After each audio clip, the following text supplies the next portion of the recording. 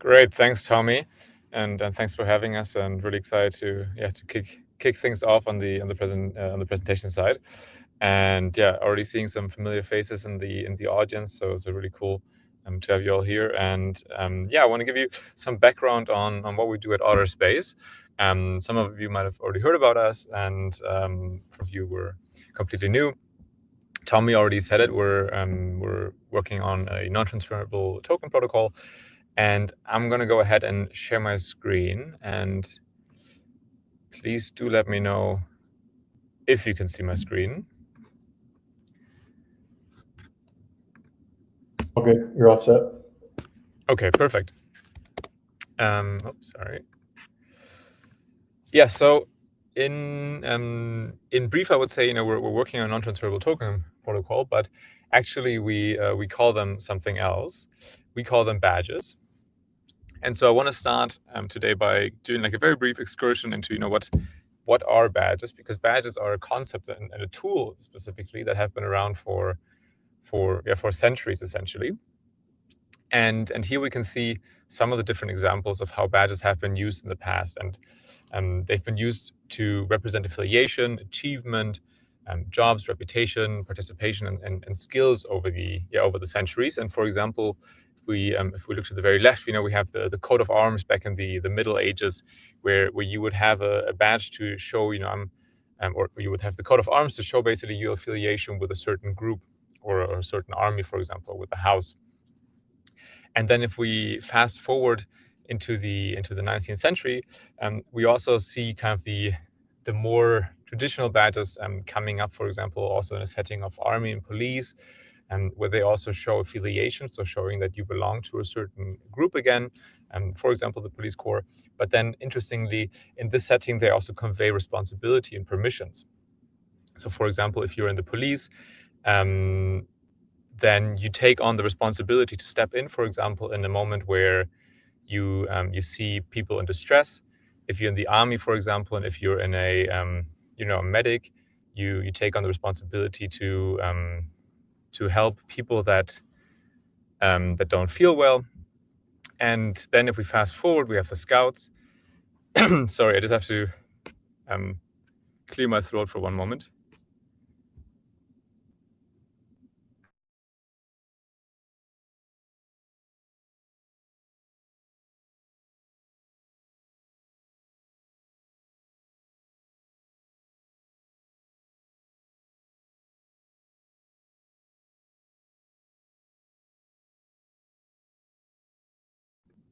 Sorry about that.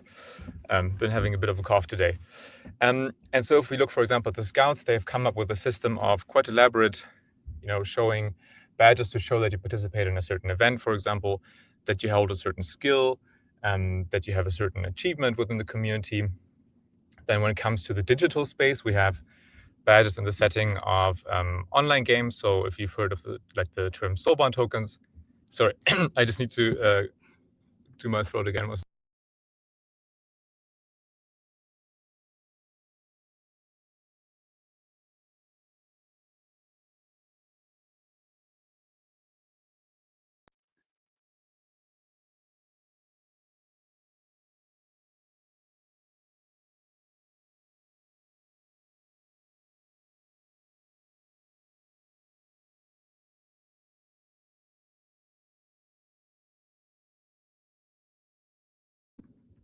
All right, my apologies again. And if you come across the term soulbound tokens, this reminds you of World of Warcraft, for example. And then in the space of Twitter, we have the blue check mark, which kind of identifies you as a significant personality. And with Otterspace, we want to bring the concept of badges into the 21st century by bringing it on chain. And if we look at these different examples of how badges have been used in the past, there are a few commonalities, I would say. And so for one, badges are simple, and badges are always earned, they're not bought. So, you gain them, for example, through going through a process of attaining them, and not so much for buying them. Although in the case of Twitter right now, you could argue it has changed a bit.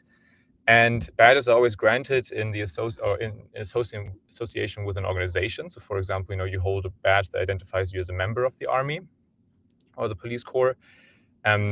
badges, again, are simple. They're an object with a name associated with it.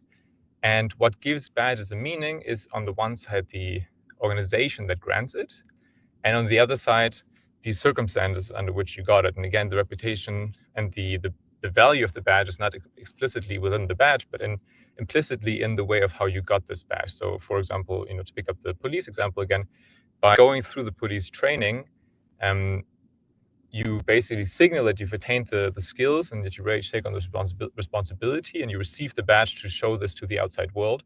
But the value of the badge kind of comes from how you got it.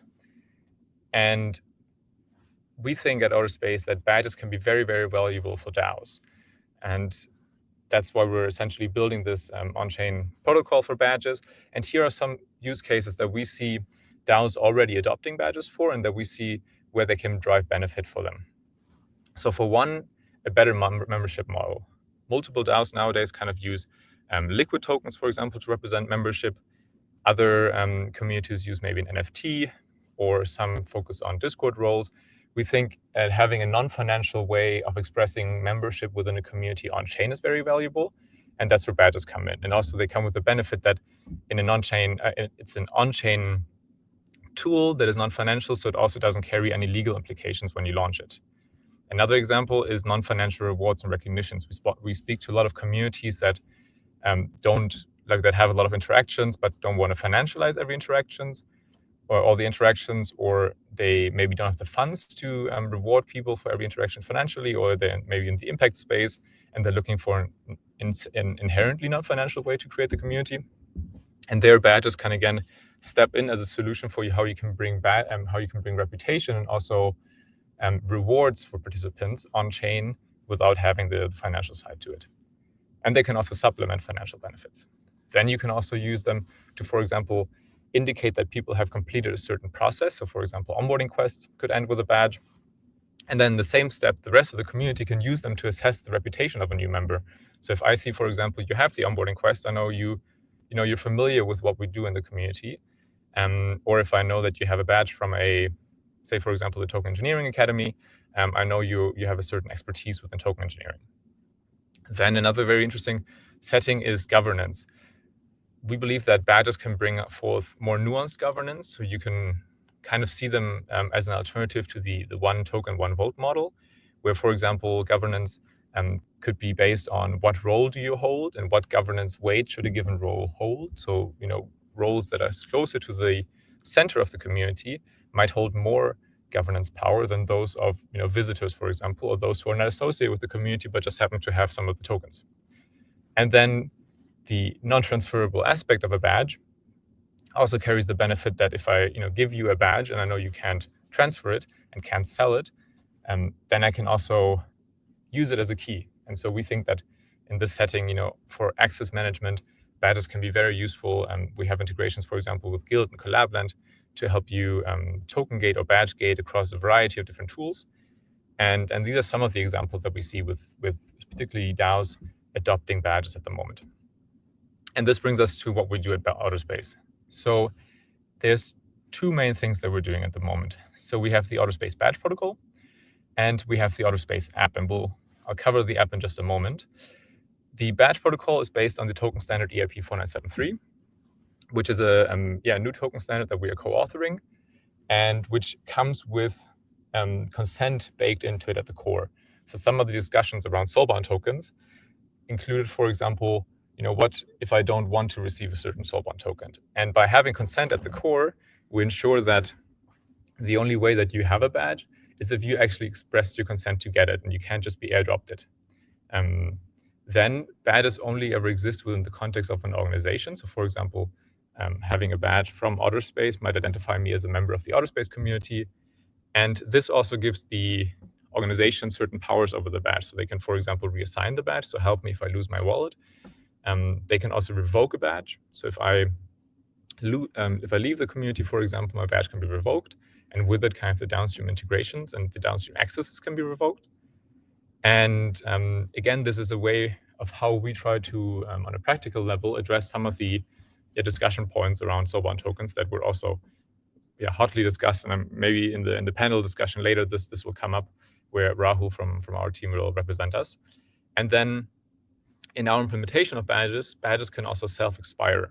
So you could say, for example, you have a season and the badge is only valid during the season. And at the end of the season, it expires. So the badge automatically goes into an inactive state.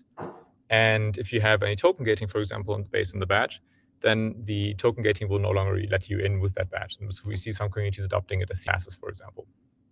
And then the EIP 4973 is also backward compatible with ERC 721, making it very easy to integrate in other products and adopting it for third parties that want to build directly on the protocol. And so any community, the protocol is open source and is live, so any community can get started creating badges via the protocol today. And then for communities that want to use the engineering capacities on their own tools, for example, or maybe don't have engineering capacities, they can also use our Otterspace app, which is also live. And here you see a preview of the app. So we have a few key functions within the app. So for one, you can obviously create and distribute badges. So there are different ways for how you can distribute badges. We have an allow list. So basically you can indicate, okay, these people are eligible to receive a badge and they can go and claim it. And then we also have a request flow that's being released very soon where you can have a badge and then people can go and request this badge and then you can send it to them. Then every community can also has a community profile page where the communities can then show the badges that exist within their space, who holds a given badge, for example, and so also a way to kind of represent your community and the badge ecosystem. Then there's also in the future the possibility to explore different communities. So if you're, for example, a DAO contributor and you would like to explore other DAOs, then this is a way for you to kind of get to know other communities and also see directly, okay, what kind of roles do they have, for example. And then you as a contributor and a member within the Otterspace also have your own user profile where you can display the badges that you hold, see what communities you're in, and this is an opportunity also to kind of display your on-chain reputation. So who gets a badge? From the experiences that we've seen so far across different communities, and we're working with some like 25 plus communities at the moment, we've seen a variety of settings and scenarios in which communities are issuing badges. And here are some of the examples. So for example, particularly on membership. So when you join a DAO or become a member in a sub-DAO, this can be an opportunity to receive a badge that indicates your membership. As you go deeper into the DAO, for example, you become a core contributor, there's an opportunity for you also to then get a badge to signal this, and there might be additional permissions associated with that. Likewise, if you're being elected into a role, for example, if you're attending an event, so like today, you can also, again, use them as rewards, so recognizing exceptional contributions, or if somebody completes a required task. And these are some of the examples. It also includes providing funding, for example, so we have communities that reward their early backers, for example, or if you reach certain milestones within a product. And all of these badges can then also carry utility on chain. And so what does that mean? That means, for example, you can use badges in governance. So I mentioned it before for some of the use cases, but we also practically have an integration with Snapshot. So you can use badges directly within Snapshot governance, kind of to either supplement an ERC20 liquid governance process, or you can also have an entire off-chain governance process based on badges themselves. Then you can also, again, use them as a way to assess someone's suitability. So if they have an on-chain credential, for example, based on education, you can use them for unlocking certain spaces. So as you move closer into the DAO, maybe become a core contributor, you might have access to additional information, additional Discord channels. You can also tie payment streams to badges, or you can use them as a signal in an airdrop. Within a product, you can grant powers to take specific actions to a badge holder. And there's many more scenarios for how it can be used. So we're also working with our friends over at Sobol, for example, to help communities visualize DAO membership based on badges. And then from that, you can also measure, how do communities overlap, which can also increase Sybil resistance, for example. And these are some of the kind of the beauty of badges and the composability of Web3 essentially brought together by making it able that you can navigate the Web3 community and landscape with your badges.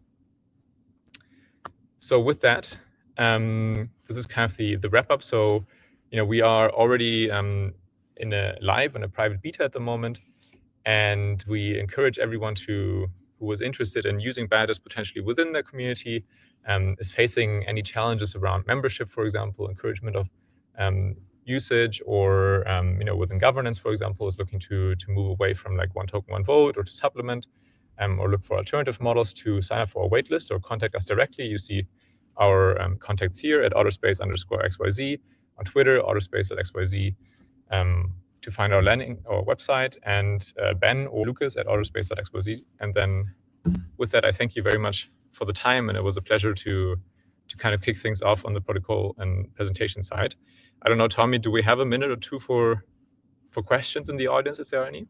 Yeah, we have about 4 minutes. So if there's one or two questions anyone wants to ask, drop them in the chat. Otherwise, yeah, we'll hang out for a second, see if there's any questions. But Lucas, yeah, thanks for kicking us off with a good start. We got a good group of people in here.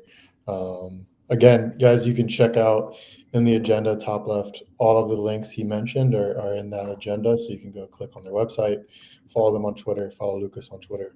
Also, Lucas mentioned there'll be another member from Otterspace on permissions panel later. Lucas, they're asking, can you share out the slide deck after? No pressure if you don't want to, but there is. Yeah, we can definitely share some content afterwards, and I can send it around to you, and then you can maybe distribute them on the participants, if that works for you, Tommy. Absolutely, yeah. Send it to me. If you have your email, if you've already put your email in for like a POAP or just for the event at all, I'll send it out in the recap after. There seems to be some issues happening with the form. I'll fix that in the intermission, but otherwise, if we don't have any questions, last chance for questions for Lucas. Anyone? Otherwise, thank you, and then have a great, great session today, and look forward to the panel later. Awesome. Thanks, Lucas.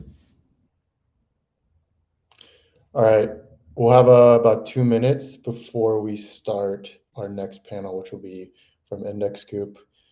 Let's see. I'm going to make sure this docket is working for the POAP claim.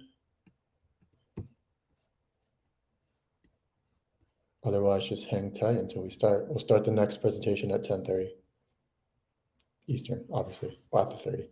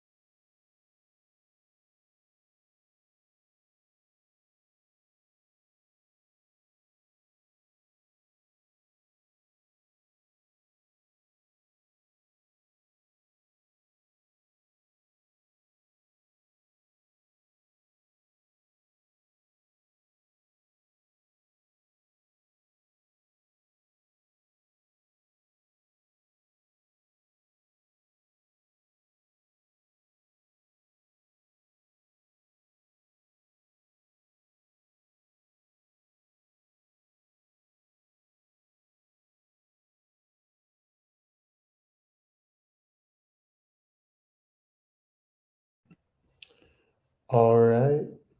Let's get this next presentation rolling. Cool Horse Girl, are you good to go? Yeah, I am. All good to go. All right. Cool Horse Girl, I'll let you intro Index Coop, what it's all about, and then what you'll be presenting. So presentation number 2, here we go. Beautiful. Okay, sweet. Let me get my screen sharing real quick.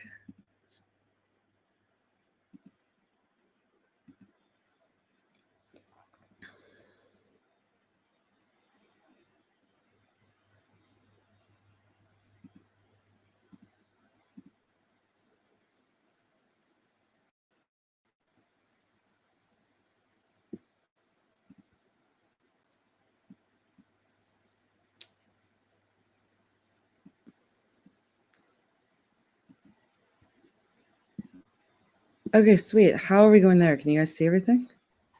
We could for a second, and then we lost it.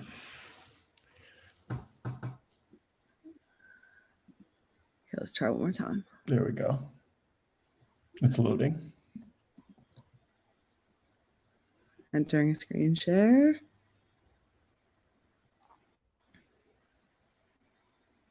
Okay, lovely. I think you can see it.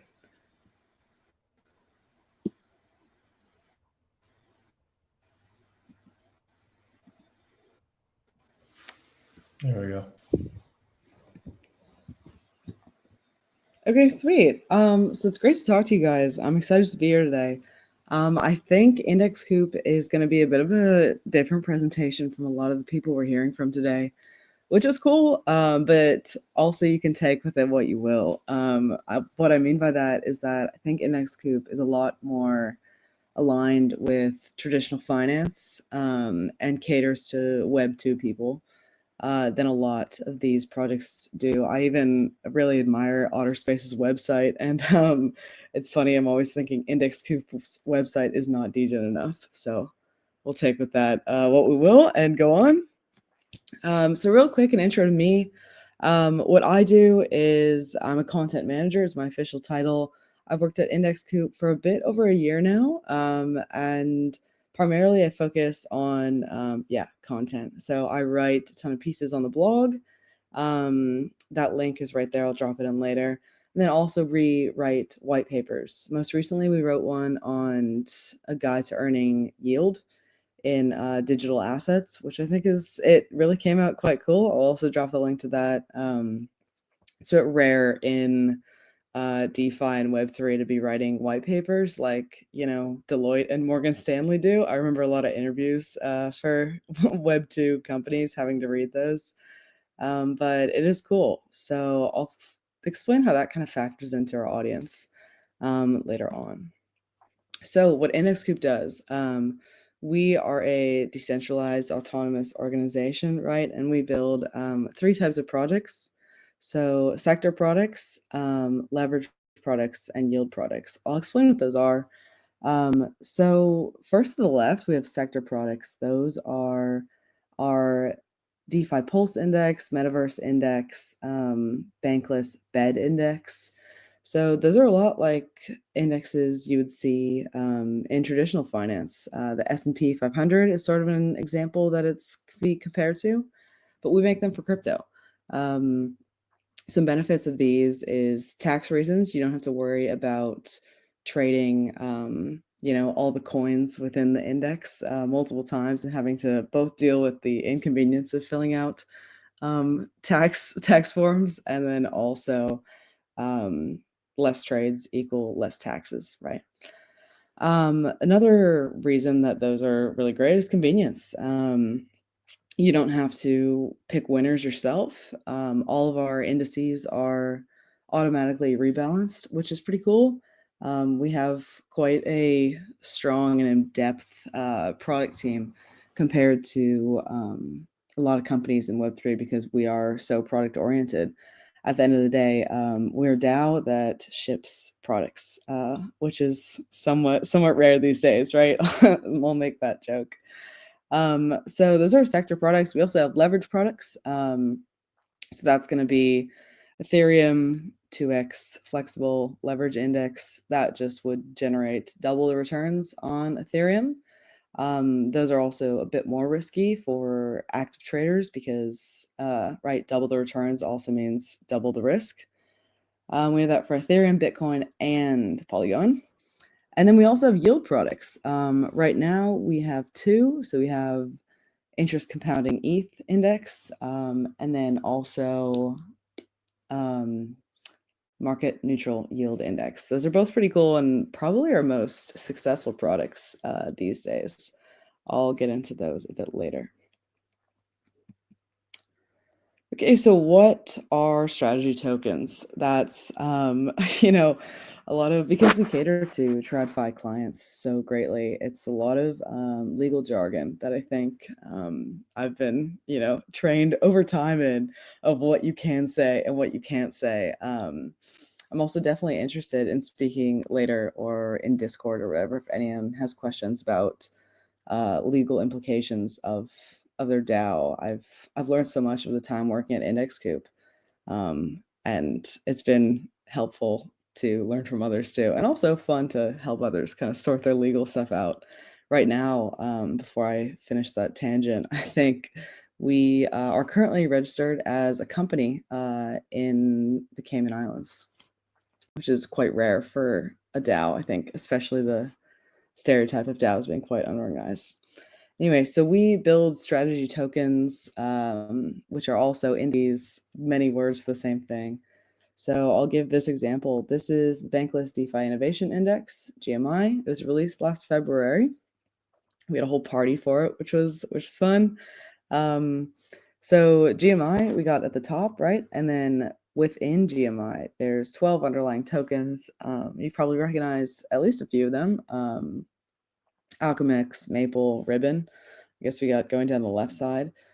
All of our strategy tokens are fully collateralized and redeemable at any time for the underlying assets, which is cool. So you can buy it as an index, and then you can also redeem the underlying assets in the amount currently available in the index according to rebalancing month by month.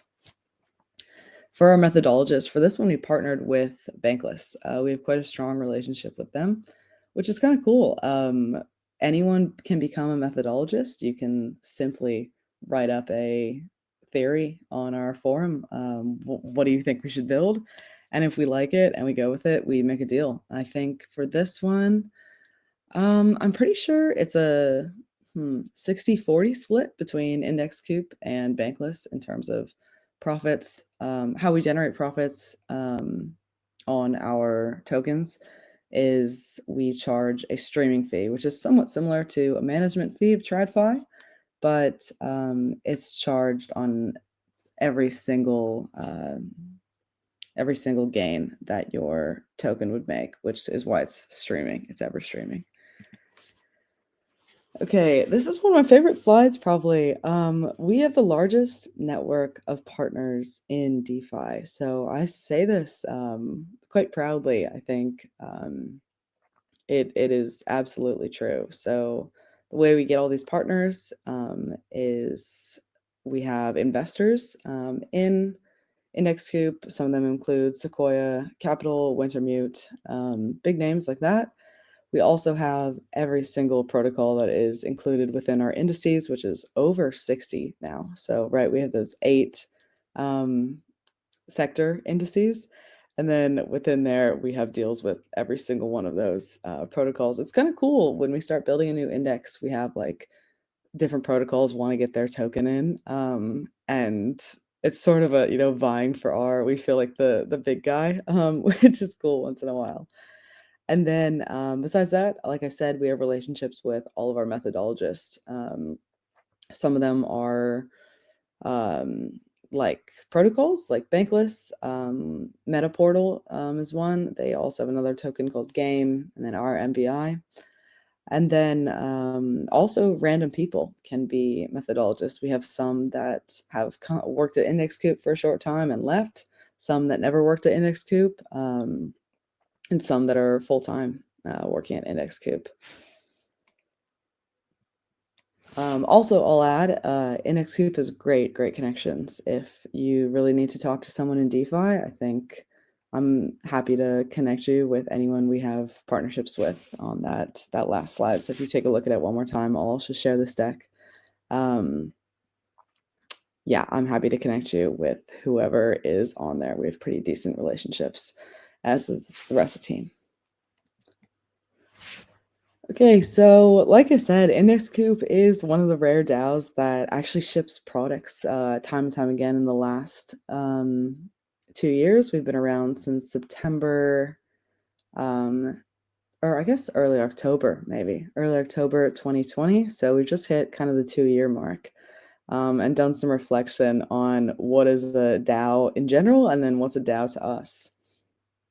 So I think most importantly, Index Coop is a DAO because we function on a voting mechanism, just like a lot of the maybe more commonly heard of DAOs, like ENS or Bankless function. So we vote on Snapshot. We have Snapshot. Excuse me, my Gen Z coming out there. We vote on Snapshot. We have a native governance token called Index.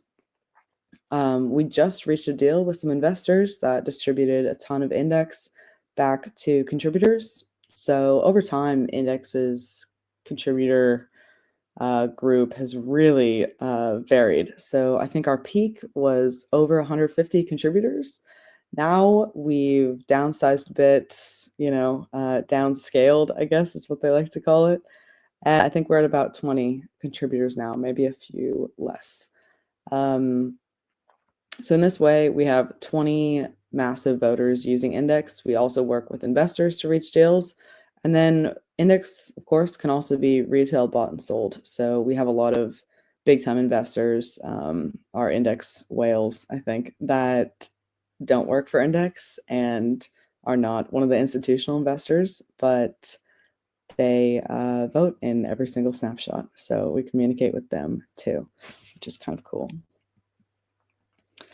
Okay, and then I'll finish it off sort of with a bit of talk about our TradFi relationships. I'm going to make sure I drop in our website later on, but Index is pretty focused toward TradFi audience, which is interesting. We found over time that retail buys are just not going to generate, TVL for us, which I think is currently around 55 million and hit a high of 550 million back in September 2021. So a little bit over a year ago. So our focus on TradFi partners is sort of interesting because we're trying to convince, right, TradFi clients, a lot of people who are, so to speak, boomers that maybe have never heard of crypto, but they're familiar with indices or maybe tangentially related to the space. They bought a bit of Bitcoin. And then we're trying to say, okay, so you bought a bit of Bitcoin, right? Can you convince your entire family office that you run that every single portfolio should include some? So it's difficult, right? I think our greatest sell these days is internal diversification. So because all of our products are indices, even our yield generating products are slight indices. So they'll have like Ethereum, wrapped Ethereum, maybe like Gitcoin Ethereum type of stuff. I think coming soon, TM.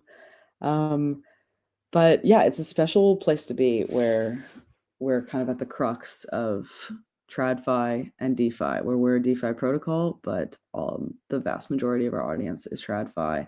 It's a topic I'm super interested in and could probably go on for hours talking about the trade-offs between being degen and also, having the the need to cater to TradFi clients. I'm super interested if anyone ever wants to chat about that. I think we should have a Twitter Spaces pretty soon just about this stuff. I'm gonna write that down, Tommy. But yeah, that's probably it for the big Prezi here. I'll come back to the Awesome. chat. Oh, look at that timing. I got Perfect 30 seconds timing. left.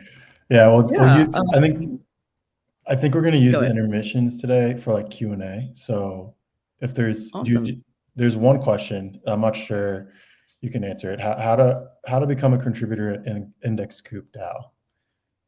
Yeah. Okay. So Index Coop is not accepting new contributors right now, which we've had a lot of chat over how that impacts us being a DAO or not being as close to a DAO as we should be, unfortunately. So yeah, if you're interested in joining DAOs, please reach out to me. I'll drop my Discord in the chat real quick. But I definitely have some recommendations that I can think of. But Index Coop, yeah, unfortunately not currently accepting.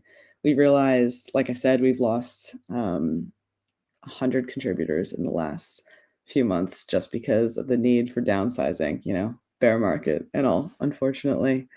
But yeah, there's definitely still possibilities to contribute. And I think Index Coop, of course, is end goal as a DAO is to re-enter sort of a space where we can let everyone in and find projects for everyone. It's funny looking back only less than, 6 months ago, where we had literally over 100 people, and now it's such a tight-knit group of only 20. But yeah, Sejal, I'll definitely, if you hit me up in Discord, I'll definitely hit you back.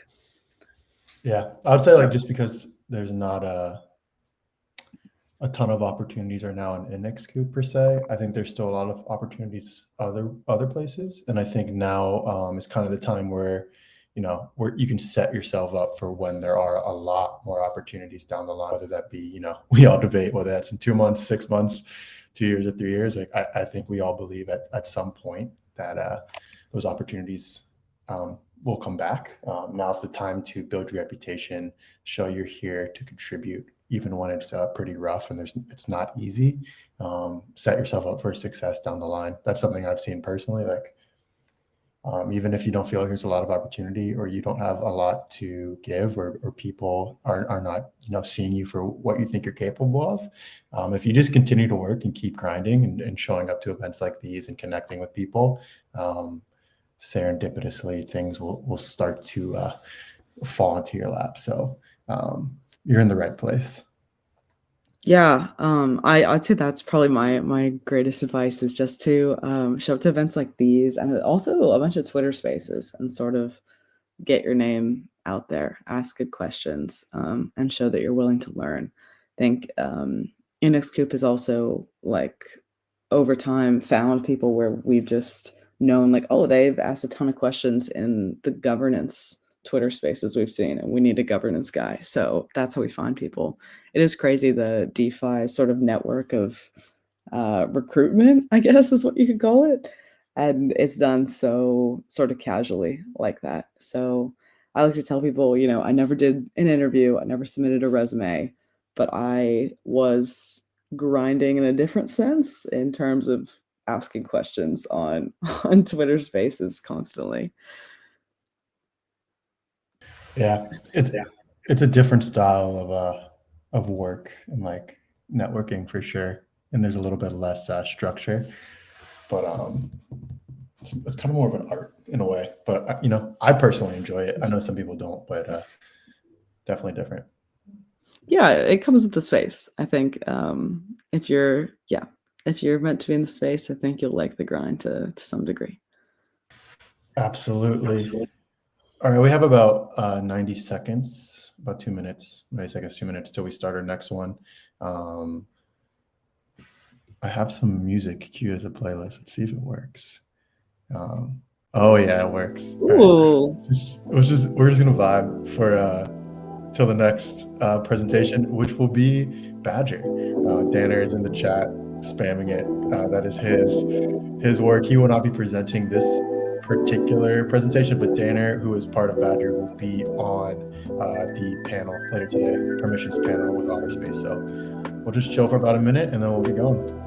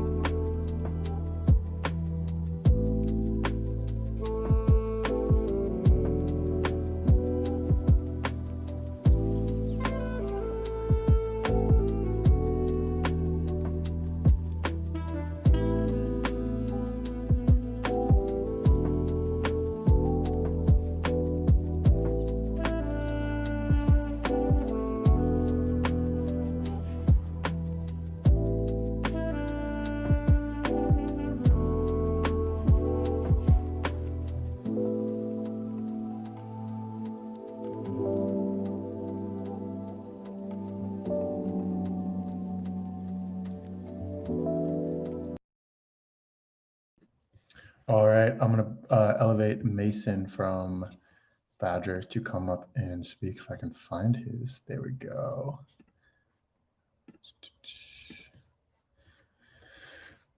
All right, Mason. Mason is from Badger. I'm going to let him take it away. I've learned that I should probably not be explaining or introing all these protocols. The people from the protocols themselves to do a much better job. So Mason, the screen is yours. The floor is yours. Take it away. Appreciate it, Tommy. Did everybody hear me okay? Voice quality good? You're all good, man. All right, great. All right, so hey, everybody. I'm Mason, and I'm a developer on Badger. and Badger is a credential management system for on-chain organizations. So before diving into the details of what Badger is and what we do, I kind of want to discuss the sad details of the current state of digital access and credentials, because the world of digital access wasn't built for today. Next slide.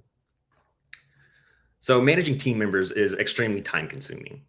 You have somebody to your organization and they have to spend a huge amount of time setting up all 15 different accounts that they need to access the organization's tool stack, and just a huge amount of time gets wasted and someone's having to guide them through this process.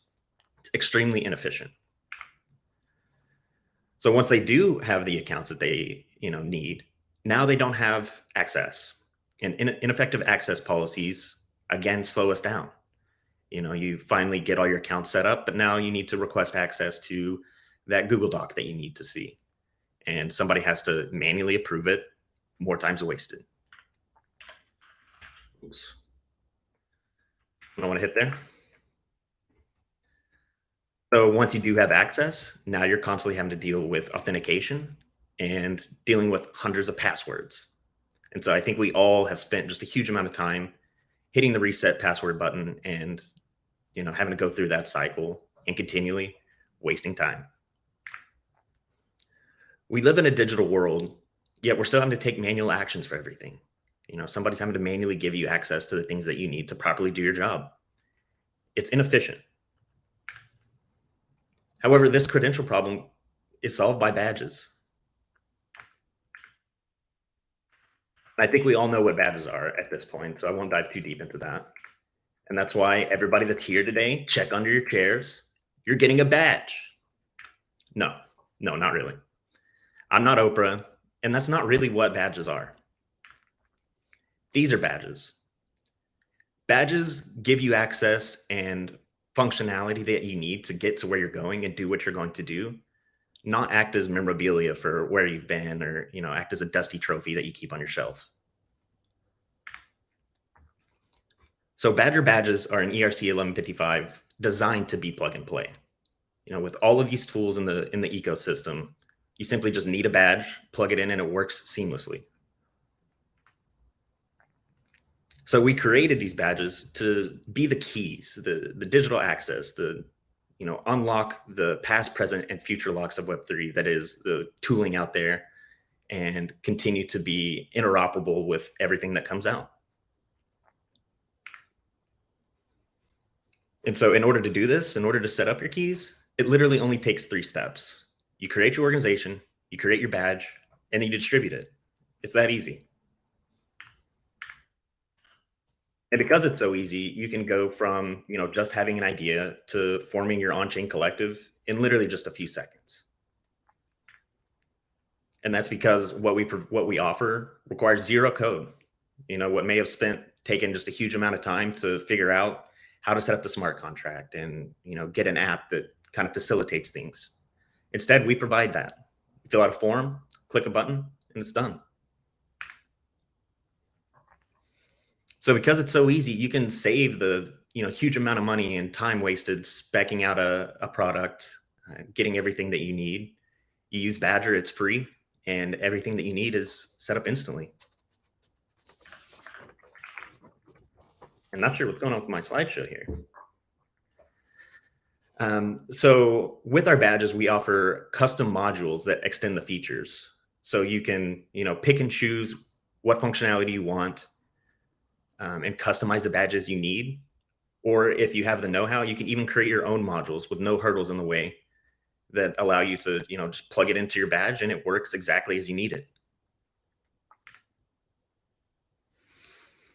So our ethos building Badger was not to compete with the titans in Web3 tooling, but to really empower them, grow our ecosystem, because a rising tide raises all boats.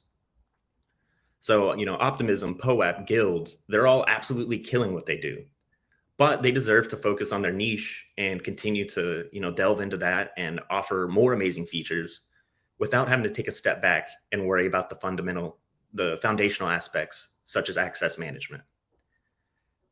Badger badges form that foundation that makes these projects more accessible and allows them to continue to innovate without, doubling back and offering something like this.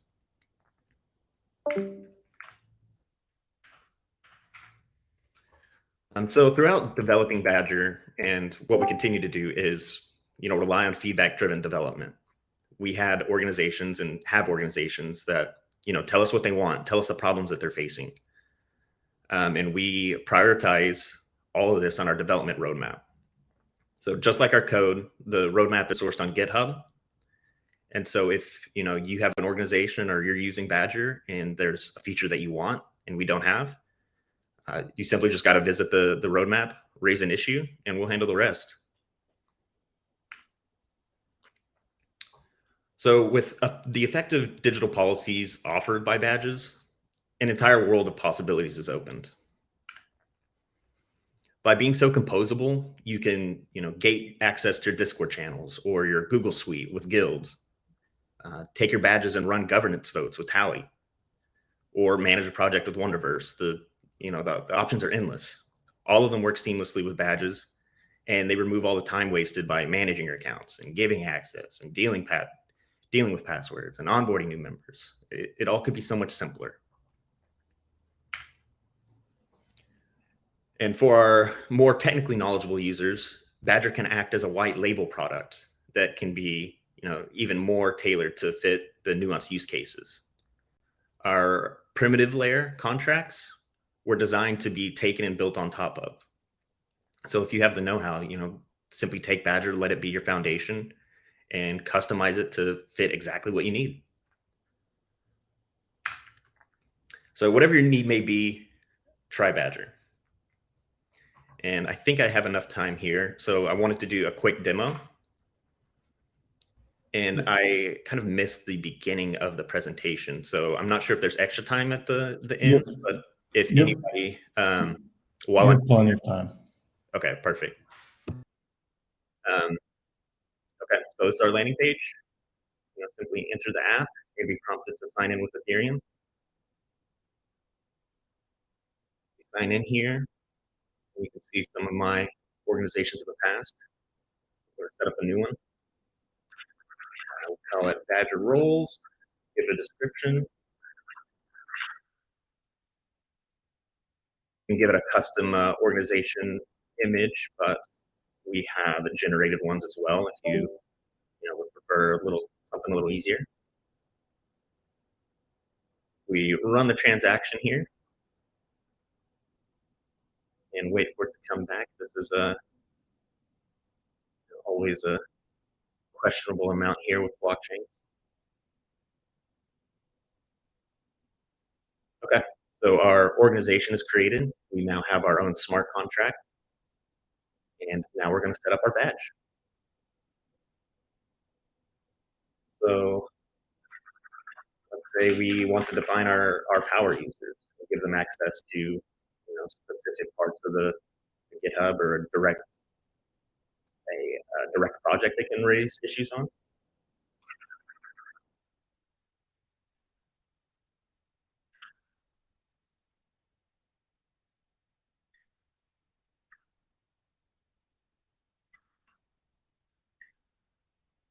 So we give it a name, give it a description. We can add metadata here with attributes. I won't add anything now. And you can see, just like the organization, we provide generated images. However, if you'd like, you can also upload a custom one. And here's some of the access modules that you can customize. We'll keep it default for now.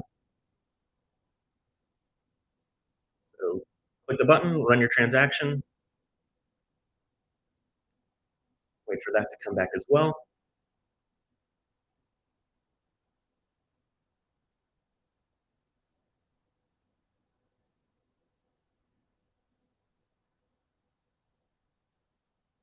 Any day now. Okay, great. So our badge is now set up and we're ready to distribute it. So we simply click update holders. We're going to mint them to some of our holders, and I'm going to upload a CSV of my addresses. Be a little bit easier. Where's my CSV? There it is. Okay, got a CSV of 5 addresses. All in there, all look good, all valid addresses. update members, and run the transaction commitment to it.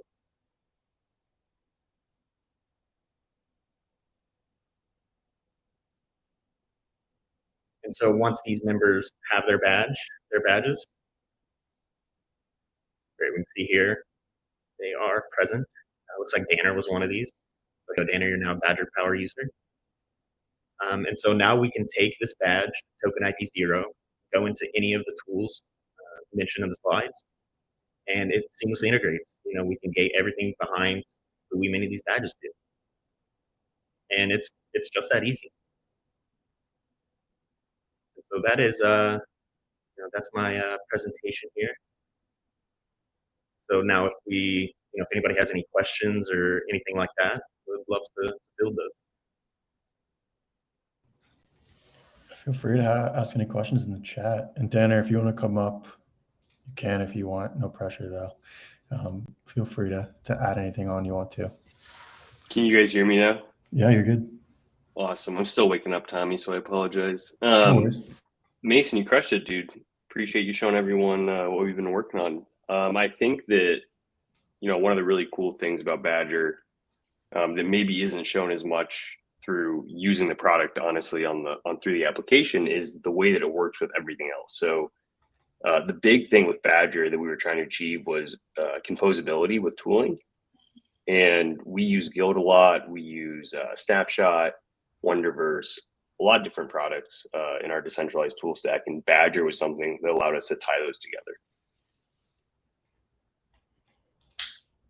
Right. And Drake was the, main inspiration and the guy that was kind of driving the initial development of Badger through metrics DAO. They were facing a lot of problems with kind of what we mentioned with digital access. And so, it's been a team effort, and that's kind of where we started was, was solving metric style problems. And the more we worked, the more that we saw kind of just how inefficient organizations run now. And so the goal is to, provide as much as we can to allow these organizations to run more efficiently and not have such high organizational overhead. I know, Danner, you linked to the roadmap in the chat, but like what are the, the immediate next steps? Like what is Badger, what is on you guys' on your plate for the future? If you can share anything. Yeah, Mason, maybe if you want to swing to slide 17, the modules there, I think there were a couple pieces that I think that some of the things that are most immediate forward is reputation modules, which we'll use again in metrics DAO. We're really looking to make sure that we're building in a way that we're solving problems that we have or that our power users have. I think gas stations are one of the more exciting things. I don't know, Mason, if you can talk about that for a couple of minutes.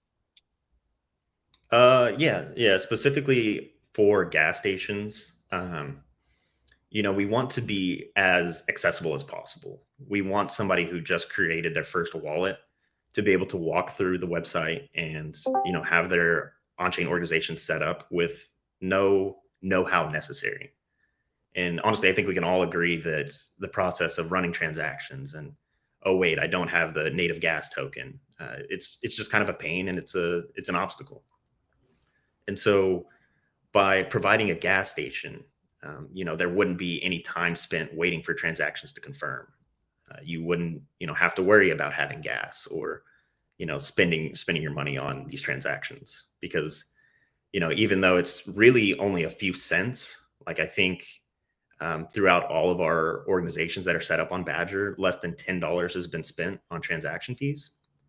If we can reduce the time waiting and, that the actual wallet, abstract the actual wallet interaction into our backend, I think it would just open up a whole new ballgame of people that would be willing to be users and, kind of get a little intro to the ecosystem. Yeah, Sorry, Tommy, we have like 2 seconds here. The other really cool thing about these gas station concepts is if you extend that beyond Badger itself, what we're really doing there is basically badging contracts or badging individuals to have access to functions on contracts. So we can deploy gas stations for any other product.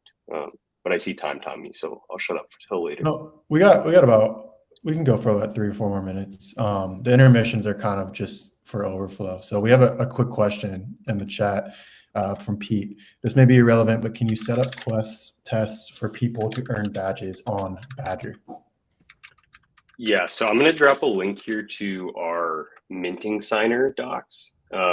There is a way. So Badger, the way that we've done it, and Mason, you could probably do this better. It's very unopinionated. It's supposed to be super flexible, and we really want our power users to kind of build on top of it. So you could absolutely build an interface with quests and then automatically mint badges to people. It's probably not something that at this point we're going to build on our own.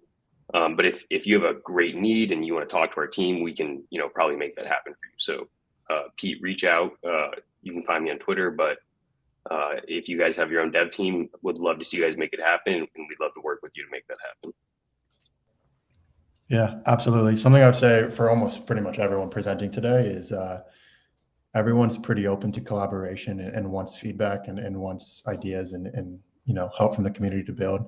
I've worked with Tanner on Badger a little bit with Content Guild. Like, the team is super receptive, and anything you need help with or any idea you have, they're probably going to help you figure out. So yeah, thanks guys. We'll have, again, Tanner will be on the permissions panel, which will be happening at 1:30 p.m. Eastern. So in about 2.5 hours, it would be directly after the last presentation. We have about 3 minutes. So I'm going to bring back that vibey elevator music. Up next will be Abram from 0x Splits. So yeah, hang out for about 3 minutes. Talk in the chat if you want to, and we'll see you in a few minutes.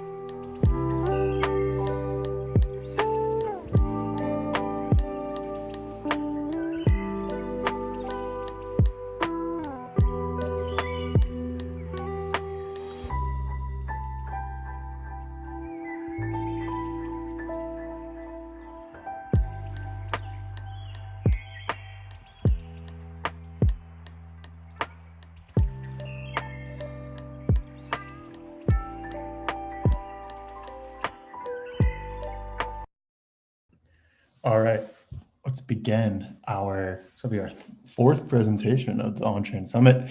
This is Abram from 0x Splits. Without further ado, Abram, thanks for joining. Take it away. Cool. Yeah, thanks for having me. Actually, the Badger presentation was great. I thought the concepts around modularity and collaboration was a great segue for what we're going to chat about. So let me pull this up quickly.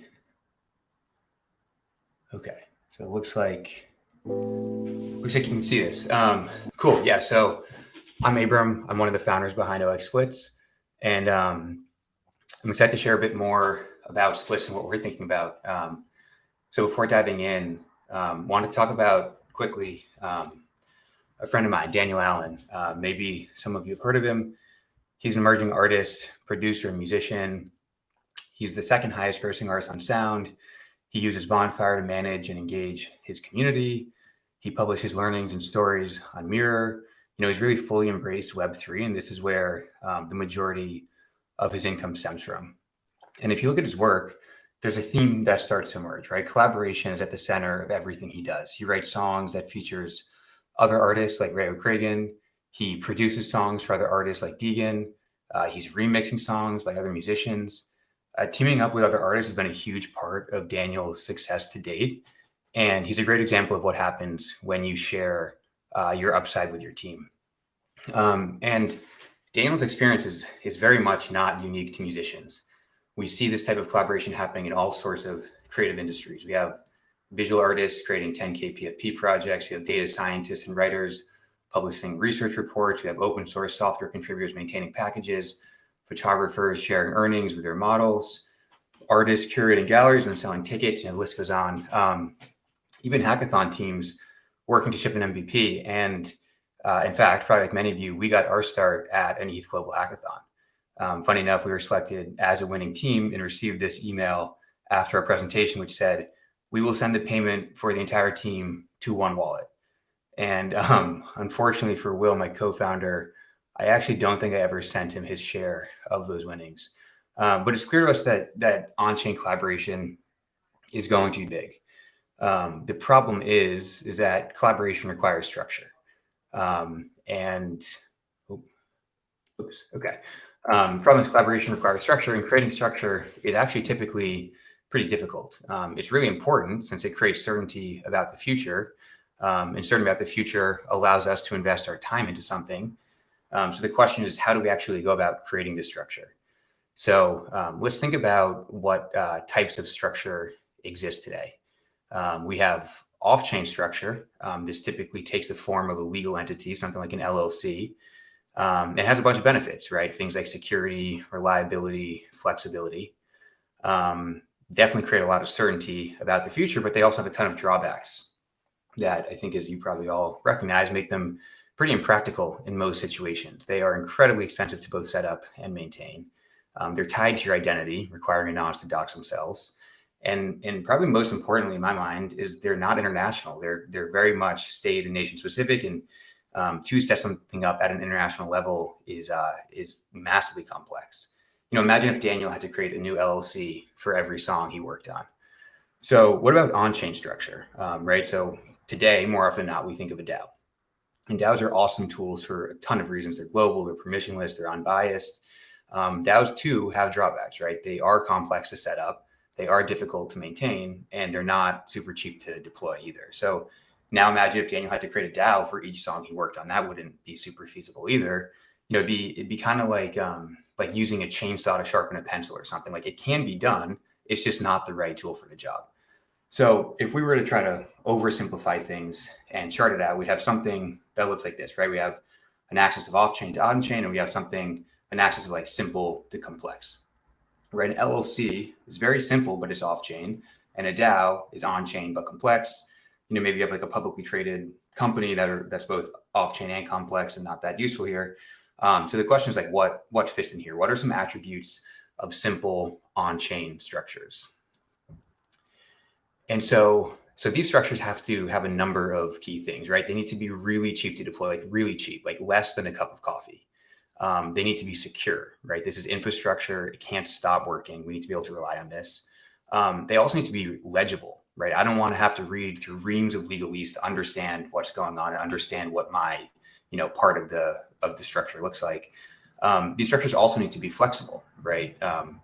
Not all structures are identical, and I want this structure to fit my specific circumstances.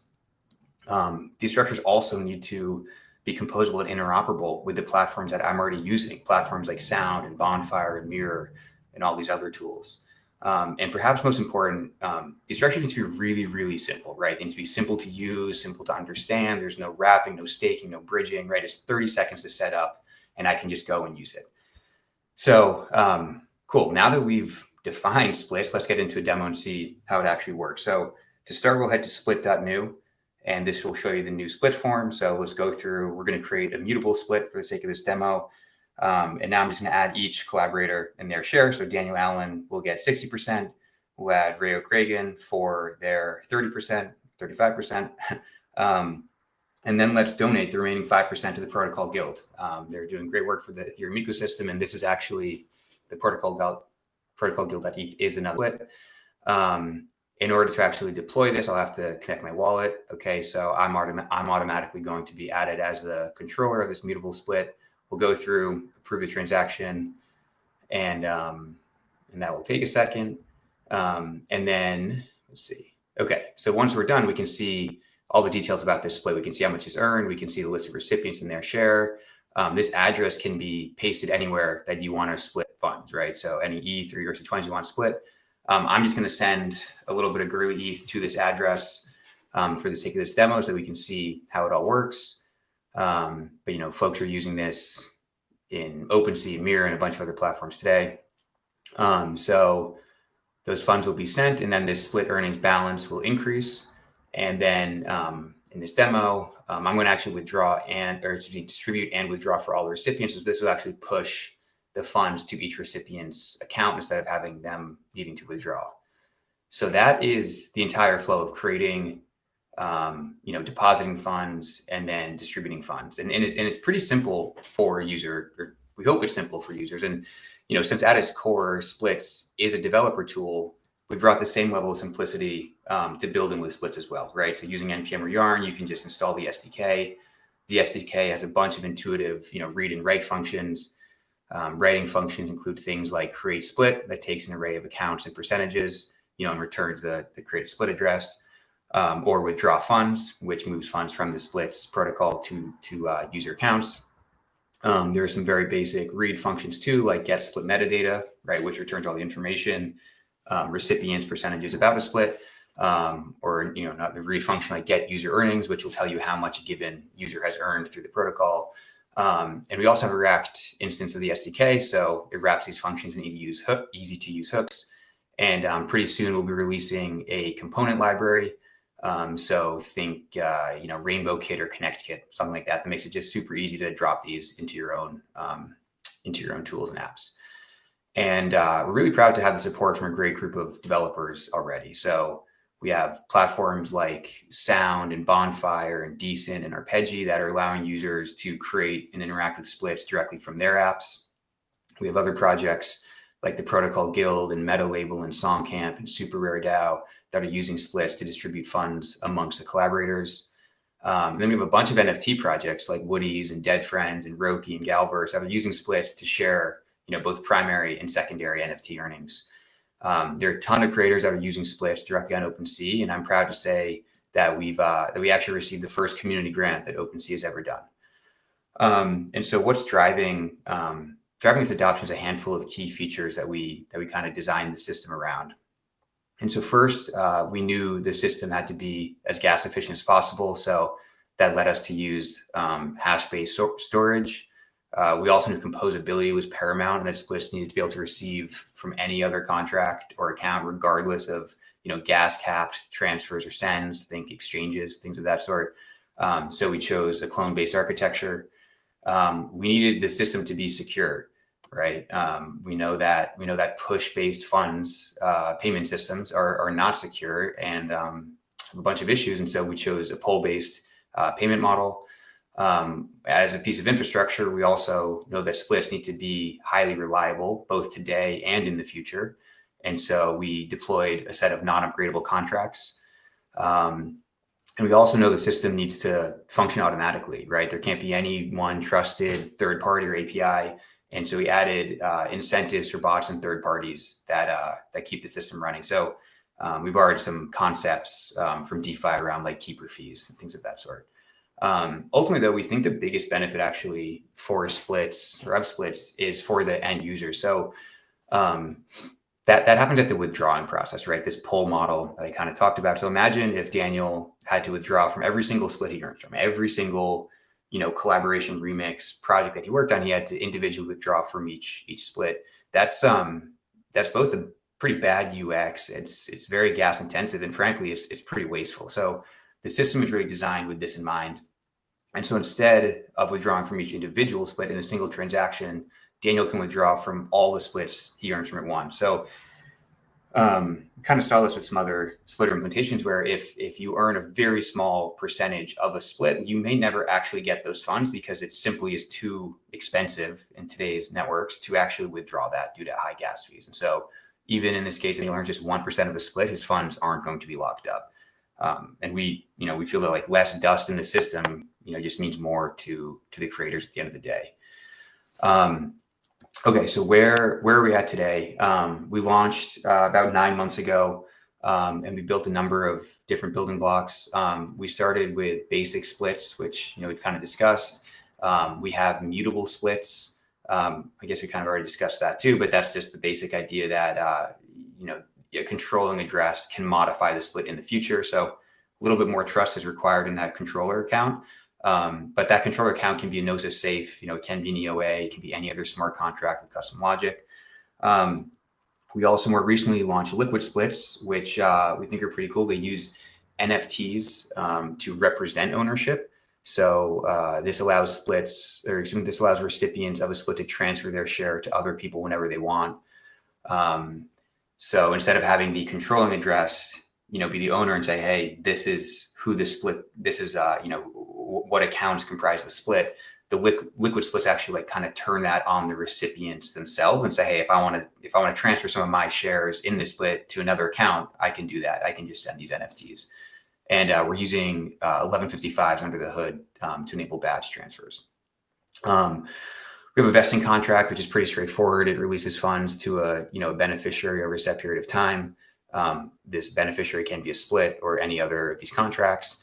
And then we recently launched a totally new contract called Waterfall that I'm pretty excited about. And this can be thought of as a kind of like a quantity-based split or even an on-chain preference stack. So it allows you to specify the order in which participants get paid. So for instance, if someone fronted the money to get a project off the ground, maybe they want to recoup their money before sharing the profits, right? This is very common in most financial structures, VC, private equity, you kind of borrow money and you need to repay that before you actually start to earn the profits. We have a bunch more payment contracts we're building out currently. You can imagine, things like time-based splits or milestone-based splits or token-based splits. There turns out there are a lot of ways to split things up. So we're excited to see how these payment contracts are being used as building blocks. We're already seeing waterfalls pointing to other splits. We're seeing splits pointing to splits, vesting contracts pointing to liquid splits. We're seeing people set up some very creative on-chain structures by piecing these blocks together. So yeah, we're excited to see kind of what you all come up with. You can give it a try at split.new. Find us on all the socials. So yeah, thanks for having me. Awesome. Thanks, Abram. If there's any questions, throw them in the chat. We have another minute on this time, and we have another 5 minutes in the intermission in between before we get to our next presentation. So if there's any questions, throw them in there. You can check the links from his presentation right there. Also, a reminder, there is a full agenda. If you're on desktop, it is at the top of your screen. You can see the full agenda. You can see Abram's Twitter. You can see OX Split's Twitter, their website. Everything you possibly need is right there. It's a link to their GitHub, all their audits, etc. And you can also see who's coming up in presentations later. Denison's asking you, Abram, what networks are the splits supported on? Yeah, so we're on, let me see, I can show you, but we're on mainnet, early, Polygon, Optimism, and Arbitrum currently. Awesome. There's one more. Is there any documentation of examples of project splits, like a template for how a label uses splits? I'm actually working on kind of putting together like a case studies or like a partner's kind of like a repo on our website. So I can definitely share that. Water Music had an interesting write-up about using splits.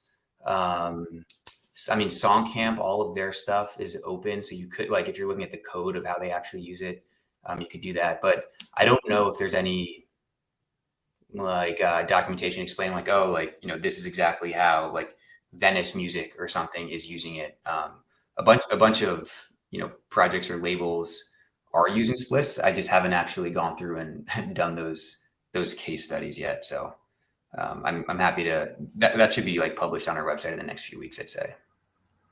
We got two more, and that'll probably be it because we're out of time. But first one, any roadmap for Gnosis Chain, AVAX, or any others? You know, we've just been prioritizing the networks that we see the most demand for from like within the Discord and on Twitter and stuff. And so definitely open to those chains. We just haven't prioritized them right now. We're a team of 3. And so I just have a bunch of other like contracts that we're working on, but deploying to new chains isn't a huge lift for us at this point. And then I guess this last question I can just jump into. I say it's being used for music licensing rights. Yeah, we have a bunch of music platforms that are using Split. So Decent, Arpeggi, Heads is cool. It's about like kind of remixing. Song Camps, Chaos is this kind of like Web3 music laboratories. That was a group of like 77 people coming together to kind of create this like headless band. Music has been far and away our biggest market to date. Just you know, the idea of royalty splits is very common in the industry already, and so this lends itself pretty well to that. So yeah, music has been very popular for split so far. Awesome. Well, thank you for joining, Abram. I'm sure this is probably one of the more interactive ones. A lot of questions from the community. So thank you for joining. We'll start the next panel in about 2 minutes. We have Deepa from Aera Finance. So sit back, enjoy the music for a couple minutes, and we'll get this rolling in a second.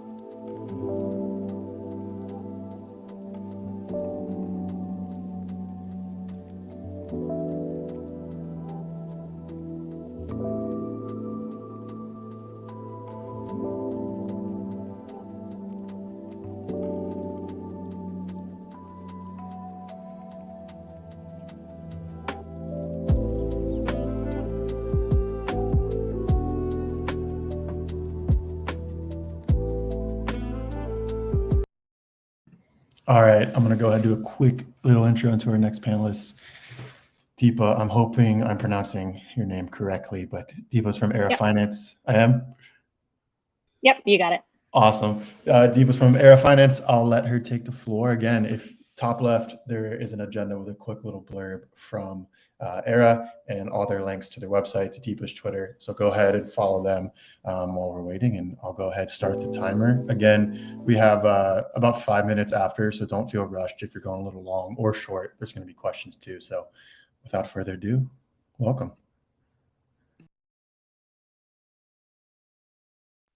Awesome. I'm unmuted. Nice to meet you guys. Aera Finance is something that we launched during DevCon.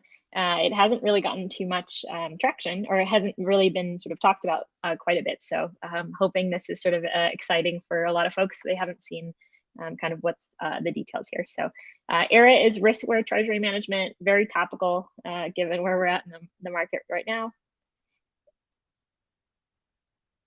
keep going here. So why we built this? So this was an extension for us on our risk management clients. So Aera is a spin out, sort of a separate entity, but it's built by a lot of the folks at Gauntlet. Gauntlet, our flagship product is risk management. And sort of this was a nice little extension of our current work with a lot of our current clients today. Beyond us, sort of in the backstory of all of this, treasuries have historically sort of been thought as a backstop for a DAO. As you all know, the treasury values have dropped by about 50% over the last year. And then more importantly, a lot of these backstop treasuries haven't been able to cover their insolvencies the way they're supposed to.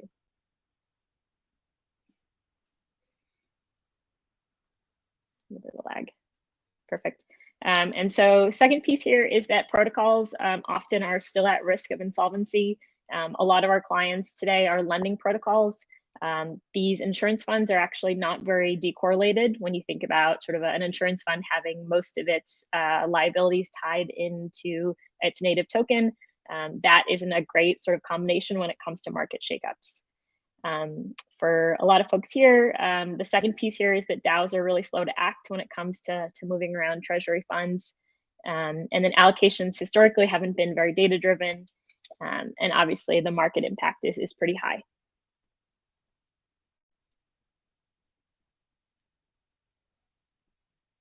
It jumped.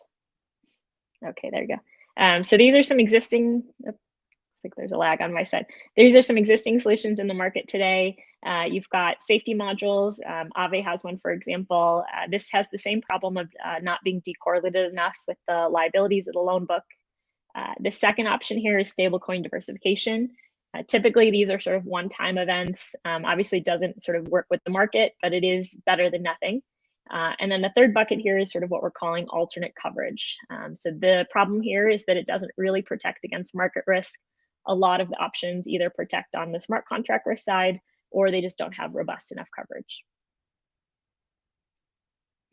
And so what all that leads to is that your insurance fund is basically worth the least when you need it the most. So Aera is risk-aware treasury management. I'll kind of get into what that means. For a lending protocol specifically, that was sort of the first sort of client that we built this for. It's automated hedging against the insolvencies tailored to your loan book. And a few sort of pieces here of why this is interesting.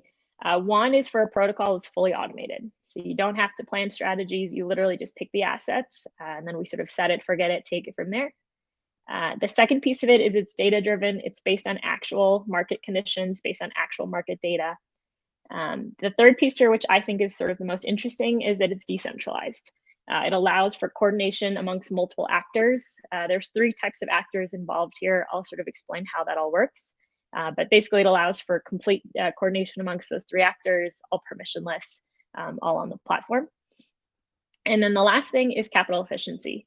So for a lending protocol, if we are managing the risk parameters, we then can take on more risk on the setting the risk parameters and collateral factors because we have full transparency on the insurance fund side. So this is how it works. So if you're a protocol, you would divert a portion of your treasury, insurance fund, or reserves into an Aera vault. We would then work with you to basically execute out of your native governance token into the right assets. And then we would also work with the protocol to help them decide what the objective function should look like. So this could be, I want XX amount, XX million left in my treasury at all times to cover runway. This could be, I want XY exposure to XY assets. I never want to deviate from that. So that function is sort of up to the protocol to decide. The third piece here is the 2 roles that I mentioned that are sort of coming into play here. So there's a role called a guardian and a role called an arbitrageur. The guardian can be an institution or an individual. They're staking capital. Their role is to basically set weights. So whatever that objective function is, they're setting weights based on whatever that objective function is to make sure that they're always keeping up with market conditions. So they're submitting parameters on a daily basis. They have incentives to do sort of their job correctly. They get scored continuously. They also get paid, or they can get slashed depending on the quality of their submission. I'll touch on the arbitrageurs on the next slide, but that's the second role that's sort of working in collaboration with the guardians. And then the last thing is for the protocol themselves, they can always log into their dashboard at any time and see the vault performance. They can manage all their funds. They can withdraw them at any time. So this is sort of a little bit more about how coordination works. So you've got the client protocol up here. They're deploying into an Aera vault. This Aera vault is actually deploying into a balancer V2 pool. This bottom row down here, you see all of the sort of arbitrage angles. So I'll touch on this a little bit. So basically the arbitrageurs right now are coming from the balancer smart order routing network. We'll soon be breaking that out into a formal permissionless arbitrageur role itself, which is the second bucket. And then thirdly, we have this Arbot running in the background. And this is meant to basically be a backstop in case we need to move prices in line if no other actors will. So the arbitrageur role, they're basically looking for the opportunities, the ARB opportunities that are created when the weights are changed by the guardians. So the idea here is that this role down here, these arbitrageurs are working basically to set and make sure that the objective function is met. And then you've got the guardians over here on the right, and these are constantly working to keep the objective function set correctly. This is our roadmap. So we just launched it in October. Currently, we're just working with our current lending clients today. So that's a lot of what you saw on these slides is very much speaking to our current client. We're working just with the funds that they've paid us, so a portion of that.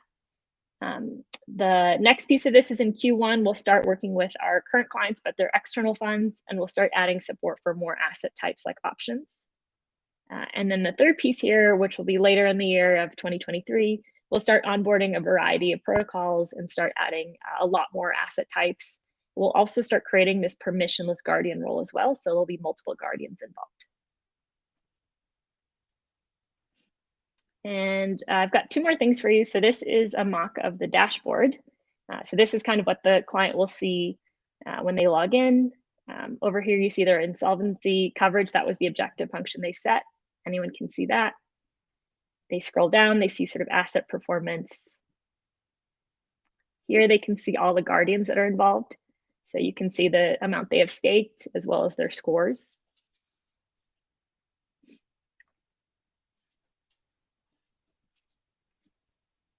This is an example of some performance history for guardians. So you can see the weight updates in that first column.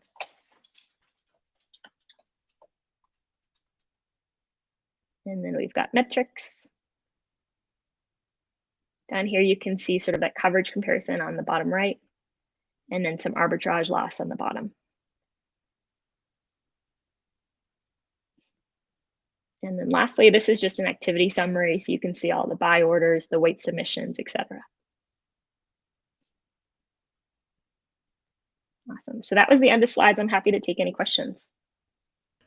I can start with a question. What you mentioned earlier, Aera hasn't been getting a lot of attention. Like, why do you think that is? Yeah, we're still sort of rolling it out. We're still figuring out what kind of the go-to-market looks like, and obviously working pretty heads down on the development side, and then working with our current clients. So just given where it is on the sort of product development side, we haven't been too vocal with sort of telling the full story, just given how limited the client profile is right now. But we're super excited about 2023 and sort of opening it up. Awesome. Can you talk a little bit more? I know you mentioned earlier, but just a little more in depth, like what does the roadmap look like for 2023? And like if people want to get involved right now, is it just, following along, watching what you are doing, or what would you suggest is the best way to get involved? Yeah, exactly. Yeah. I have that slide at the end that says to get in touch. We're more than happy to have any sort of conversations. We've had a lot of folks reach out with just very general inquiries of like, how could this work for me? How could I be involved as a guardian or an arbitrageur? So I'm more than happy to have any of those conversations. Please reach out. We're also just excited about getting feedback as we build this, very much building in public. So please reach out if you have any sort of comments on any of those. In terms of the roadmap, our Twitter is obviously going to be sort of the source of truth there, as well as our blog. So our website is aera.finance, and then our Twitter is Aera Finance as well. So those are kind of how to stay involved. This is the roadmap. Do you have any specific sort of questions on this? But this is kind of the idea. I don't have anything specific. If there's anyone in the chat that has anything specific, feel free to throw that in there. I think someone is typing right now. Yep. Let's see. We'll wait a couple seconds for that. Do you see like So can you touch again on like who your current clients are, and then is the goal to just start onboarding? Yeah, I think this question kind of goes hand in hand. Are guardians only limited to institutions? Like what's the plan around all of that? Yeah, good question. Yeah, so guardians, there's two types of guardians. There could be individuals or there could be institutions. So right now we play the role of guardian. We will start creating sort of this permissionless model where anyone can become a guardian and be added onto the platform themselves. So that could be, again, individual or institution. The role there is very much to look for these sort of opportunities to keep the weights in line.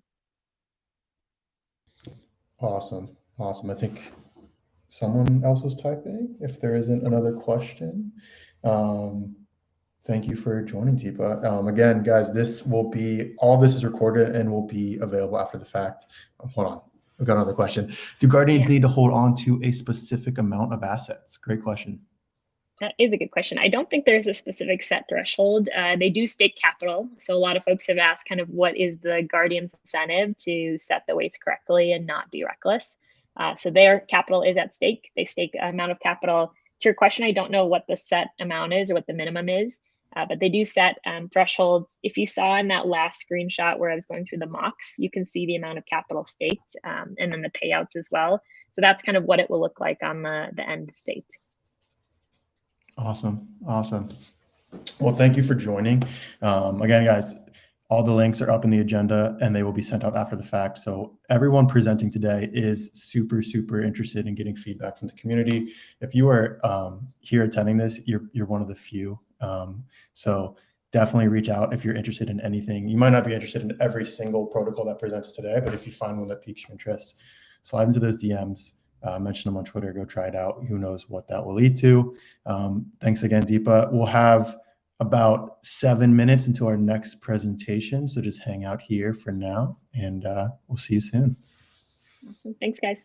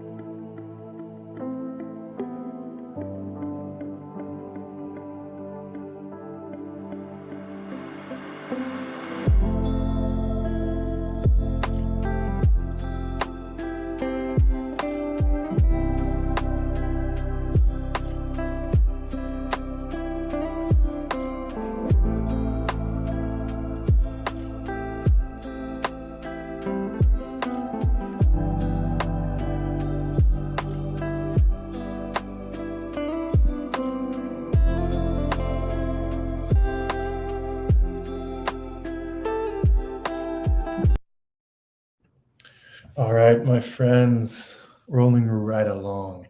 Our next presenter is Spencer from Hats Protocol. I'm sure you've seen him on Twitter, the one and only. So Spencer, the floor is yours. Take it away, my friend.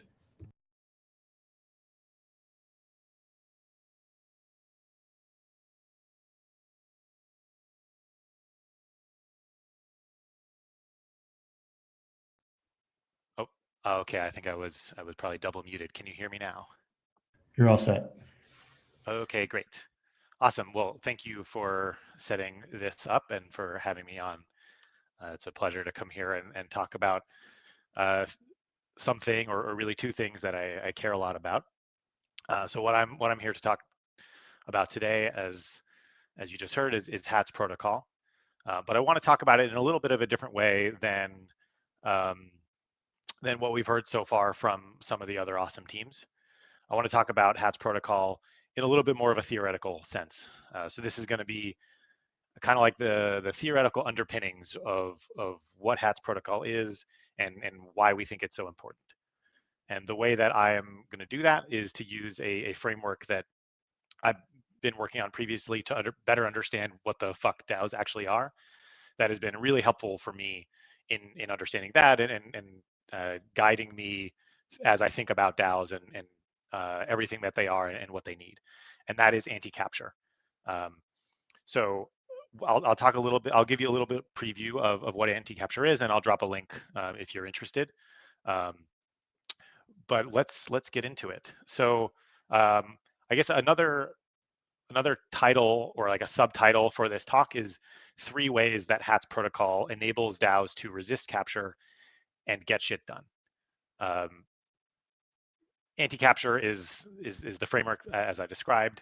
Basically, what it says is that DAOs are the most capture-resistant type of organization, type of governance that we have ever had.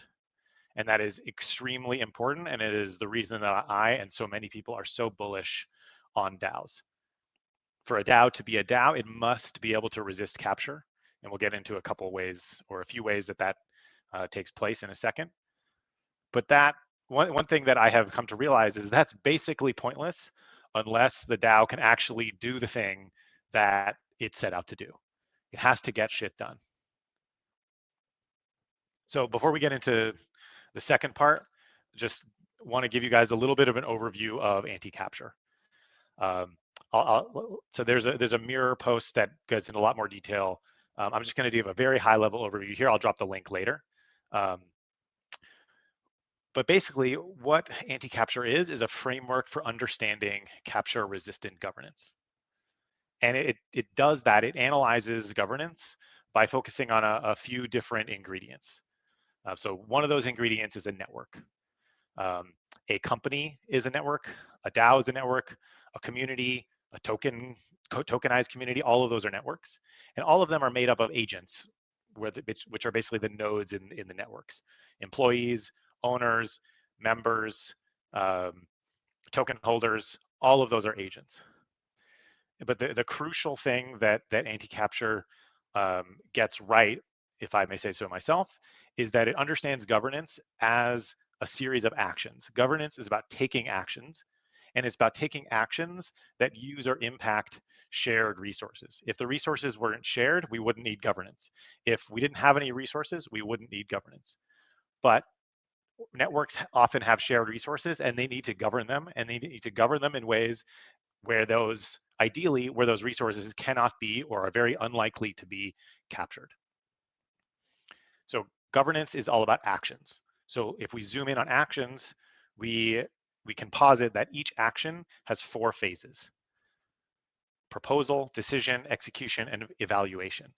And we're going to focus in today on 2 of these phases because these are the most important phases, and they're the most important because they are where the primary capture vectors exist.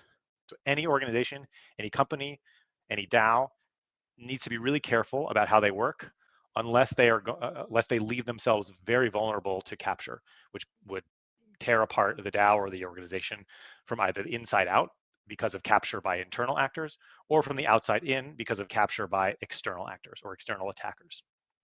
So What are these? These two phases are the decision phase and the execute phase. We can think about the decision phase as kind of like the social layer. This is the phase of an action where the options that have been put on the table in the proposal phase are selected. So that can be via a vote, that can be by the CEO making a decision, that can be by any mechanisms. It's a quite wide open design space, and DAOs really have gone a long way towards opening up the design space. But what's really crucial is that the information environment in which the decision is made is high quality. A very noisy information environment leads to bad decisions. And what is more noisy of an information environment than one that has that is actually too decentralized, that is too permissionless, it's too open. There's lots of noise. And that can lead to what we all like to talk about as the tyranny of structurelessness. So that's one big challenge that we face. Another is in the execution phase. And this is really where actions are put into place. It's where an option that was selected in the decision phase is made manifest upon the world. So you can imagine if this is where things are actually happening, this is the most important, the biggest, most risky capture vector that lives here. So if there's any kind of concentration of power to execute actions, you basically don't have a DAO, because that concentrated power center can just ignore everything that happened before. It can ignore the entire decision phase and move ahead with a totally different action. So it's really, really crucial that we decentralize, that we distribute executive power. So these capture vectors are basically, we can think about them as basically failure modes for DAOs. If we fail at those, the DAO itself fails. And because they're so important, they create really big challenges for what DAOs can do. So let's talk about one of those challenges first. I'm going to skip the decide phase, and I'm going to go on to the execution because there's a lot of meat here. So the big challenge is, can DAOs do stuff? Can they accomplish their purpose? Can they empower themselves to actually do things, to be productive, to get shit done without relying on concentrated executive power? Traditional organizations are really great at getting shit done. Maybe they're doing the wrong stuff. Maybe they're doing it in ways we don't like, but they're really, really great at it. And effective organizations rely on two big approaches to do this. One, they have concentrated responsibility. They break up the work that they are trying to do into smaller bits and assign individuals to be responsible, or smaller groups to be responsible for doing those things. Apple has directly responsible individuals. You've probably heard, if you've worked in any kind of company, or especially a knowledge work sort of situation, that your boss wants you to own your work. They want you to be responsible for it. You've probably heard the phrase "one throat to choke." All of these are about concentrating responsibility, and the reason that they're all about that is because that is the best way to make sure that something is done. But that something can't be done if the person who has the responsibility doesn't have what they need to fulfill it. So the other thing that effective companies, effective traditional organizations do is they give their people who have responsibility, they give them access to the resources and to the tools, and they give them authorities and other rights that they need to actually carry forward to fulfill the responsibility, to achieve the goal that they've set out to achieve. But the big question is, where does that responsibility come from, and who grants those authorities? In traditional organizations, that's typically the CEO or the board or another executive or your boss, very, very top down. So the question that we must ask is this possible in a DAO? Is this possible in a situation where we have distributed executive power because we are preventing capture at the execution phase? And I think that attempting this kind of thing right now with the infrastructure that we have today creates a trilemma where we can really only have two of these things at once. So let's look at some of these combinations. On the right edge here, we have traditional organizations, or at least effective ones. We have the CEO or the board or their executives delegating responsibility to individuals, creating concentrated responsibility that we know works so well. and giving them access to the resources and tools that they need to do their job, empowering their employees. But that's very top down. The executive power is very concentrated at the top. So we have an effective traditional hierarchical organization, but that's exactly what we're trying to get away from. That's exactly what we're trying to build, something different than here in this space. So let's look at the bottom. Now we have a DAO. Now we have distributed executive power. We're preventing capture at the execution phase of governance actions.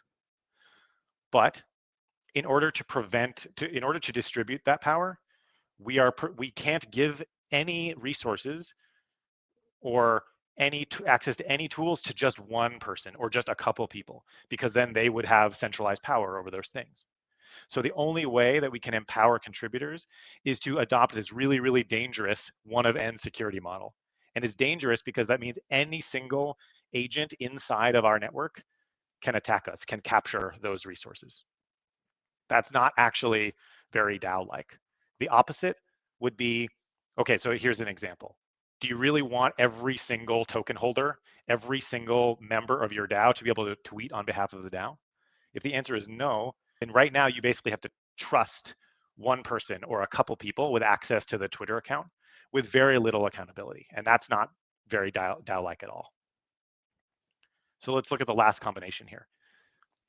On the left edge, we have a DAO that is able to have a strong individual responsibility. It is concentrating responsibility in imbuing responsibility into a couple people for each thing, or one or two people for each thing that it's trying to accomplish. But to avoid that dangerous one-of-n security issue, they basically opted not to give any of their contributors access to things that they actually need to do the stuff that they're ostensibly responsible for. This is kind of the scenario that a lot of loosely defined DAOs find themselves in today, where they have lots of ideas. Maybe somebody raised their hands, they want to do something, but they don't really have the resources to do it because everything is so loose. It's so soupy. It's not. They don't have access to what they need, and so the DAO doesn't really do what it's set out to do. It can't do what it set out to do. So how do we move to the center of the triangle? So this is what we have designed HATS protocol to do. So with HATS protocol, an organization can delegate responsibility to individuals or to groups, creating concentrated responsibility to actually get stuff done, bundled together with the resources and authorities and access to tools necessary to actually do that stuff that they're responsible for. And all of this without requiring centralized executive power. So this is a true effective DAO that we can create. But we still have one problem remaining. We've just been talking about issues with the execution phase of governance actions. We still have the decision phase of governance actions. How do we avoid the tyranny of structurelessness? If we don't have enough structure, if our decision phase, our social layer is too noisy, is too messy, is not structured enough, then we're vulnerable to that tyranny, where loud people can take up space, or skilled persuaders have free reign to manipulate others to do what they want for their own gain. That's a huge capture vector. But on the flip side, too much structure, and we risk entrenching power, reconcentrating power, or creating rigid hierarchies that can't really evolve with shifting circumstances. So HATS protocol helps here too. It creates fluid hierarchies. What we really want is just enough structure to provide clarity over who is responsible for what, whose role is what, who has authorities to do what. And on top of that infrastructure, we can create, that infrastructure creates a scaffold on which the DAO can actually operate. We also want the DAO to be able to adjust that structure. We need the structure to be flexible, to be changed by the DAO as a collective over time as new circumstances or needs emerge. Okay, so we talked about several things. One, HATS protocol enables real effective DAOs by allowing them to finally have concentrated responsibility. Two, by finally allowing them to empower contributors directly but safely. And 3, by allowing DAOs to create fluid hierarchies to have flexible structure that adapts to their needs and doesn't remain rigid and fixed. And it also is not too loose, all while retaining the ability for the DAO to resist capture. So that's HATS protocol, or rather, that's a high-level view of why HATS protocol exists and what it will bring to the DAO ecosystem. Thank you, Spencer. That was a lot to fit into 15 minutes. I'm sure we could go much longer on that if you wanted to. yeah, we could carve out a bunch of time if you want. Yeah, we have about 5 minutes to transition. So if anyone wants to ask any questions, feel free to throw them in the chat. Otherwise, Spencer, where can people find you, and where can they get involved in HATS if they want to continue this conversation? Best place to find HATS is at on Twitter, HATS protocol, link at the bottom of this slide here. Also, there's a couple of ways through our website to get in touch with us. If you'd like to collaborate with us, work with us, contribute to HATS, please reach out. If you want to use HATS, we would love to talk to you. If you just want to learn more about how it works, we'd love to talk to you. Probably the best place to find me is on Twitter as well. Thanks, Tommy. Those are great links in the chat there. I'm also going to put the link to the anti-capture article if anybody's interested in learning more about the details of that. Awesome. Well, if we have no other questions, that is it from HATS protocol. We'll have Nick, who is one of your colleagues, who will be speaking on the permissions panel later today at 1:30. So stay tuned for that. Otherwise, we'll have our next presentation from DAO Research Collective coming up in about 4 minutes. So just hang out until then. Thanks, Spencer. Thank you. Appreciate it.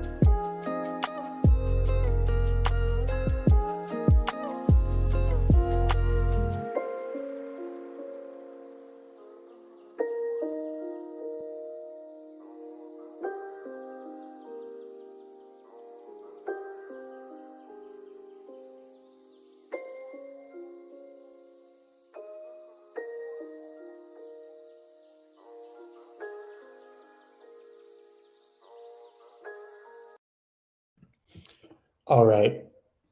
Next up is our good friend Tyler from DAO Research Collective. DAO Research Collective is a nonprofit that is accelerating DAO functionality by procuring and open sourcing research foundational to effective DAO operations. They make life easier for DAOs. If you guys haven't heard about DAO Research Collective, I would definitely go follow them on Twitter. One of the best resources, kind of agnostic to whatever you're trying to do. Like they literally just make amazing DAO resources. If you haven't seen the DAO, I think it's like DAO Research Library online. It's an amazing resource, not only for yourself, but also for people who are interested in learning about DAOs and want to become involved. So there was a Stanford DAO workshop that was done earlier this year, and Kyler will be presenting their findings from it. So Kyler, welcome to the On-Chain Summit, my friend. Hey guys, thanks for the introduction, Tommy. Can everybody hear me okay? Yeah, I think you're good. If you can't hear it, just throw it in the chat. Okay, cool. And can you see the screen, Tom? All good, my friend. Awesome. So as Tommy said, we are the DAO Research Collective. We're a nonprofit that aggregates DAO research for the greater good of the community. And earlier this year, we hosted the 2022 Stanford DAO Workshop. We gathered 70 leading DAO operators and builders to identify open problems in the space, and this is some of what we learned. So first, I want to give a shout out to the organizers outside of ourselves, the DRC. We are a part of what's called the DAO Research Hub, which is also formed by the Meta Governance Project, also known as MetaGov, and the Smart Contract Research Forum, also known as SCURF. And then, of course, we had the help and assistance of the Stanford Center for Blockchain Research.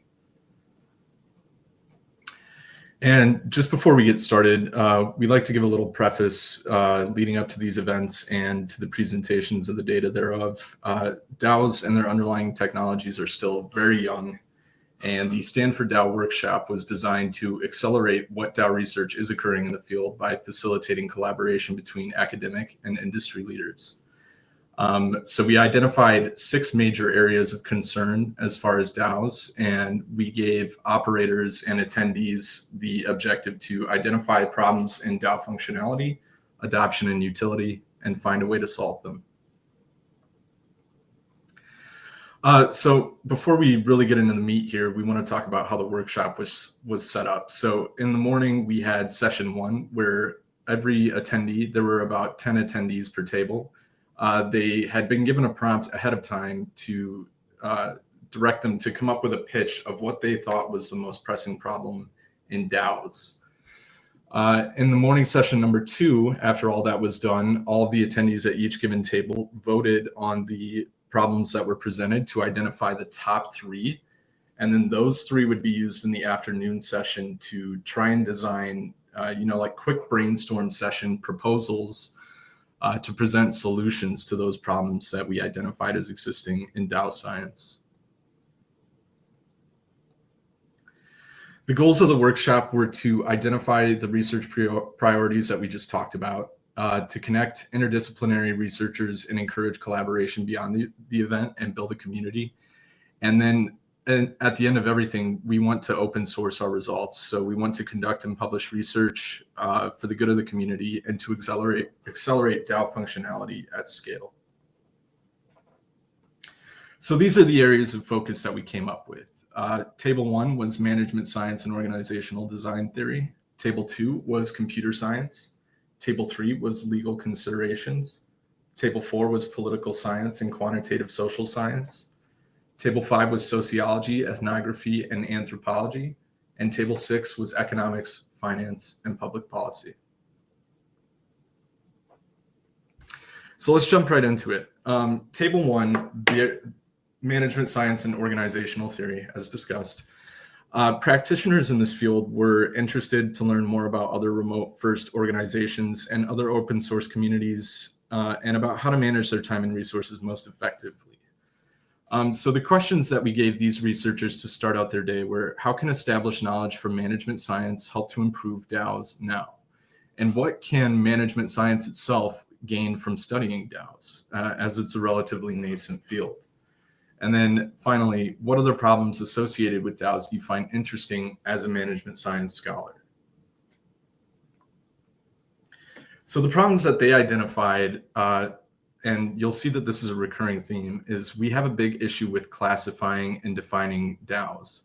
if we can't classify and define DAOs in a standardized way, it's first of all going to be very difficult to onboard and educate policymakers because they can't really draft laws on what they don't understand. And I think a great example of that is last night it was announced that Elizabeth Warren was going to be drafting a quote unquote sweeping cryptocurrency policy, when in fact she has openly admitted that she doesn't understand the technology and she doesn't really seem to be willing to learn about it.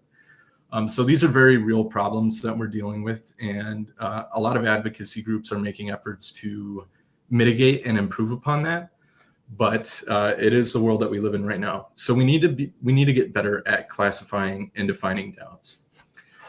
And then the management science table, they were really focused on when do DAOs win. So when are they better than corporations or typical corporate structures, what have you, that people use to operate businesses now? What makes a DAO better than a co-op, for example? And the final problem that they voted to identify was an insufficient evaluation framework. We need to improve upon the way that we gather data, interpret data, and extrapolate solutions from that data. So just a real quick bullet on some of the solutions they came up with to kind of touch on what I was talking about. They voted for extensive data collection. They want to compare organizational forms. So they want to see how, they want to compare DAO A to DAO B to DAO C and see who, or, what's going right with DAO A, what's going right with DAO B, what's going right with DAO C, and then find and identify the best practices and eliminate the worst practices from what they find in those comparisons. Moving on to table 2, this was a computer science table, and as you would expect, the devs at this table were prolific. They actually came up with 4 complete proposals throughout the day, while most tables only came up with 1, maybe 2. So that just kind of speaks to the personality types of those people. But the questions that we gave to prompt these researchers were, how can we increase the efficiency of DAO operations through smart contracts? How can we design and institute governance philosophies through code? And how can we use immutable code to implement effective compensation models for DAOs and contributors? So after going over those questions and having their little voting session in the morning, these were the problems that they identified. 1, privacy for contributors. 2, security for contributors. And 3, insufficient pressure testing for governance. The solutions that they came up in the afternoon for those issues, one of them I think is starting to get tested around the industry, and I think it's a really interesting proposal, and that's shielded governance. So that's making it so that you cannot see what the contributor next to you or anywhere else in the DAO is voting on when it comes time to vote on a proposal. And to me, that makes a lot of sense. When you go to vote in an election in America, I'm an American, you're put into a booth that doesn't allow you to see what the person next to you is voting. And I think that there's a lot that we can learn from classical democracy structures. Even if there are ways that we hope to improve upon it, we still need to be mindful of the past. The second solution that they came up with was automated governance testing. And I think that's pretty self-explanatory. If we can design systems, possibly using AI, like the ever so popular GPT-3 that just came out, to automate our governance testing, then that could really reduce the amount of time it would take to, first of all, gather data results and then understand and analyze those results. It would be much easier to run these tests through some kind of large language machine that can simulate a large group of people and how they would behave in a given setting. And their final solution, actually their third of their fourth, I won't be able to get to their fourth, was to compare corporate and blockchain governance. As with, we brought up that you can learn a lot from democratic measures that have existed throughout history. We also need to be mindful of understanding that corporations are ubiquitous in the business world for a reason. They do a number of things very well, and there's certainly things that decentralized governance could take and learn from corporate governance. So a deep study comparing the two would be very beneficial. Table 3, DAO legal considerations. Regarding legal matters, DAO practitioners frequently highlight the need for more clarity within the space, and this includes clarity on liability issues, incorporating entity formation, and we also need more legal clarity for on and off-chain interaction, especially when it comes to taxation and ownership of traditional off-chain assets. But with those things in mind, the questions that we gave our researchers were, excuse me for that message, what are the applications of law and legal theory to DAOs? How can we use law and legal theory to solve problems in DAOs? And what does the law say about whether DAOs are or are not a good idea? Sorry, that's kind of a confusing word. And so the problems that we identified coming out of that, out of those prompts, were the lack of consensus in defining DAOs. As I said, that would be a recurring theme. The lack of regulatory clarity that we touched on, and this one really stood out to me: the insufficient peer review process. Because I'm firmly of the belief that if we had a stronger peer review system, it would be much easier to standardize definitions and terminology for DAOs.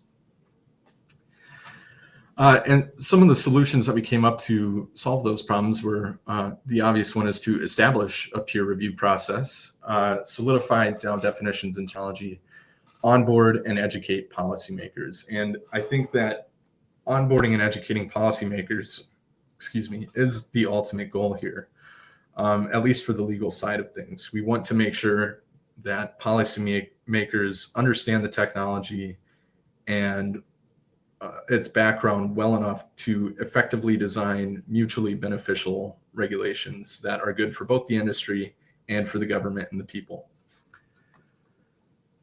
Moving on to table 4. There we go. Political science and quantitative social science. Practitioners were interested to understand the role and distribution of political power within DAOs and to understand the overlap and differences in political activities such as voting and social activities like community building.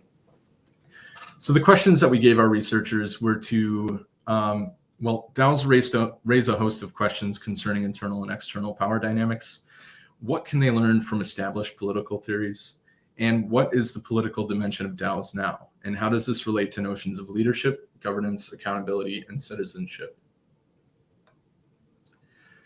So the problems that they identified with that, once again, there's a lack of understanding of what DAOs are and what they do. And we need to identify what makes DAO governance unique. Are we trying to reinvent the wheel for no reason, or do we have good reason to do this?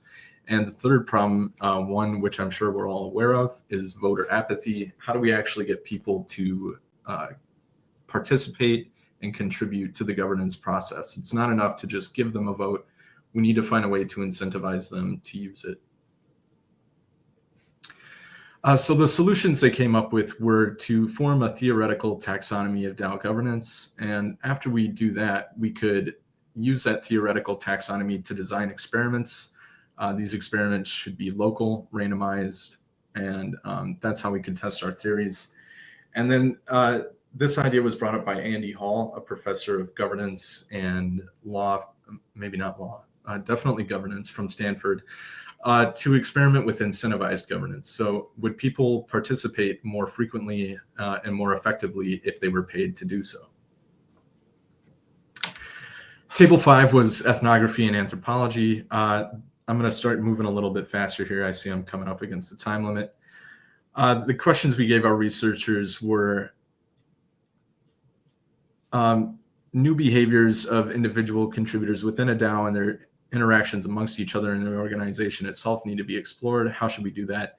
What is the political dimension of DAOs? And how does that relate to notions? That might be a repeat. Just so you guys know, this is kind of a draft still. I was up very late in the night working on this, so I apologize if there are repeats of any images or lines. But the problems that the ethnography table identified were, what are the structures that help DAOs to fulfill their unique purposes? How do we determine a DAO's optimal built environment? And how do we implement these environments? So the solutions they came up to, wow, that's definitely redundant. I'm sorry about that, guys. We'll move on to table 6. Economics, finance, and public policy. how can DAOs increase the economic utility of crypto? How can DAOs provide economic security for their members? And in what ways can tokenomics surpass and improve upon legacy economic systems? So the problems that this table identified were attracting and incentivizing contributors, building novel compensation models is challenging, and how can we improve the existing models such as bounties? Some of the solutions they came up with were to survey contributors. So once again, we're talking about gathering massive amounts of data, and then we could use that data to research alternative compensation models. Some of which they came up with were ascending rewards pools, second price auctions, reputation-based pools, non-monetary compensation, and distinctifying between scoped and unscoped work. And then as with governance, we would like to automate that compensation model testing. And real quick before we close out for the day here, we did a follow-up experiment with the data gathered from the Stanford event at DevCon Bogota. And one of our partners, Joshua Tan from MetaGov, who is a researcher for Harvard and Oxford University, took the proposals that we identified at the Stanford event and presented them to researchers in Bogota and said, if you had, X amount of dollars and you were told to fund these proposals, how would you spend the money? And these are the results that he came up with. And it's a little confusing because it goes from bottom to top as far as what they went with first. So this one was kind of surprising to me, granular privacy primitives, but it's essentially just improving privacy for contributors. And then comparative structures for incentives. So this is the compensation structures using DAOs for nonprofits, multi-site ethnographic studies. And then this one actually really surprised me. In last place was the automated governance testing. To me, I see that as something that can be very effective, but apparently the people disagreed. And that's how this should work, right? It's not about what I think, it's about what the people think.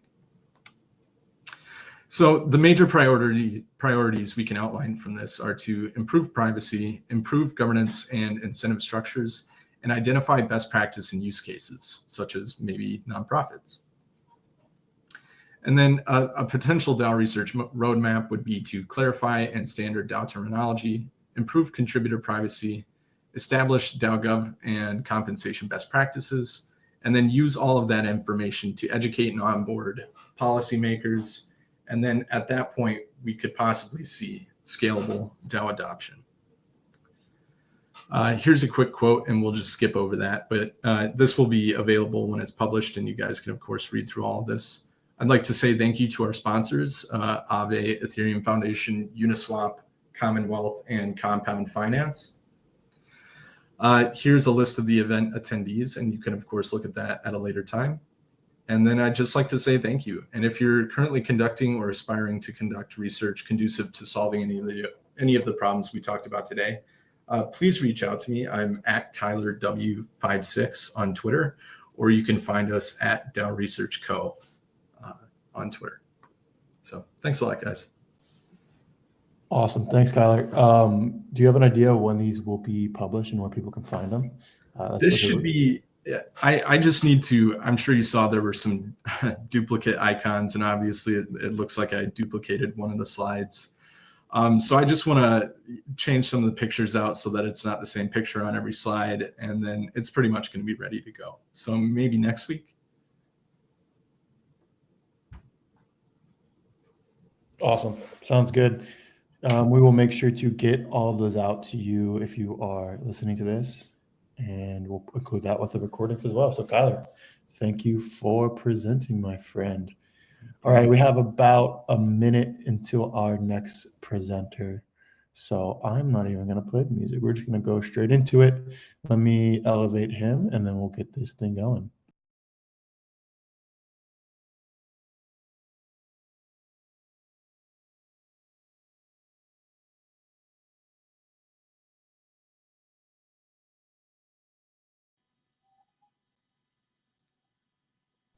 Hello.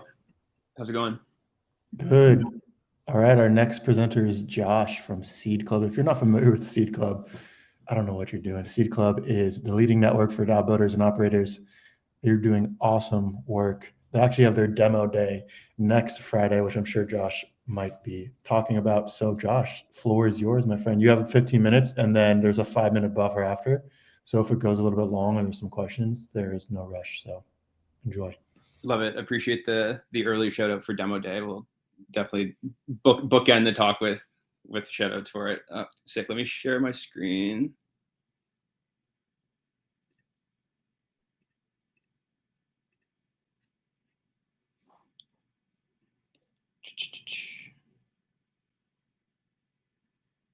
Oh, hang on.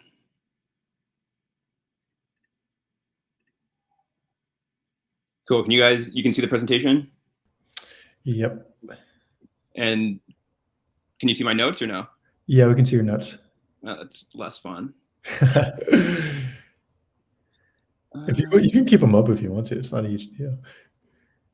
Yeah, I think true. Hang on, let me just see if I can. One sec. No worries.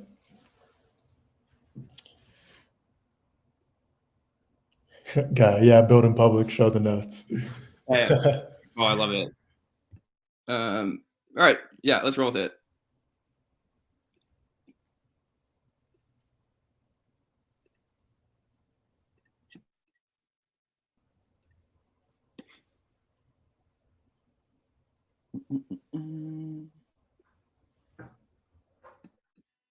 Cool. Hopefully it doesn't block too much of the screen, but we'll make it work. Yeah, so start off, for those that don't know us, we're the leading DAO accelerator. So we run 12-week cohorts twice a year where we expose founders to the best, builders and thinkers in the space, and work intensely with them to refine their plans in preparation for their community and capital formation events. So over the past 2 years, we've supported and helped launch 75 plus DAOs, many of which you've probably heard of, Pool Suite, MetaLabel, Cabin, Boys Club, Song Camp, Water and Music, a lot of the kind of more prominent, social and cultural DAOs in the space. But yeah, generally, we have deep conviction that user-owned networks can grow bigger in more sustainable, equitable, and interesting ways than centralized networks. And as a result, we believe that DAOs are going to be some of the most important and powerful organizations on the planet looking forward. So interestingly, I still see this being broadly misunderstood and underappreciated across the ecosystem. I think the DeFi and protocol use cases are more understood, but the social and cultural instances of DAOs are less so. And I just got back from Art Basel, and I think every time I get IRL and have conversations with people, I'm kind of reminded about the DAO ecosystem that I think, or eco chamber that we exist in. So really today just wanted to share a bit more background on what's so different about these on-chain organizations, the building patterns we're seeing, and highlight some projects that have come through our accelerator that are really the best examples and way to kind of transmit these new organizational paradigms that are popping up. So you're going to see a bunch of Stable Diffusion, of course. So, while it hasn't necessarily felt like it, our options for building internet-based organizations in the past have been severely constrained. Really the only path to doing anything substantial was to organize as a centralized corporation, raise money from traditional investors, hire employees, and seek profit. Existing in any other way, as a community or squad, for example, really just gave you no options to accrue value or resources, which, obviously drastically reduced the impact you could have.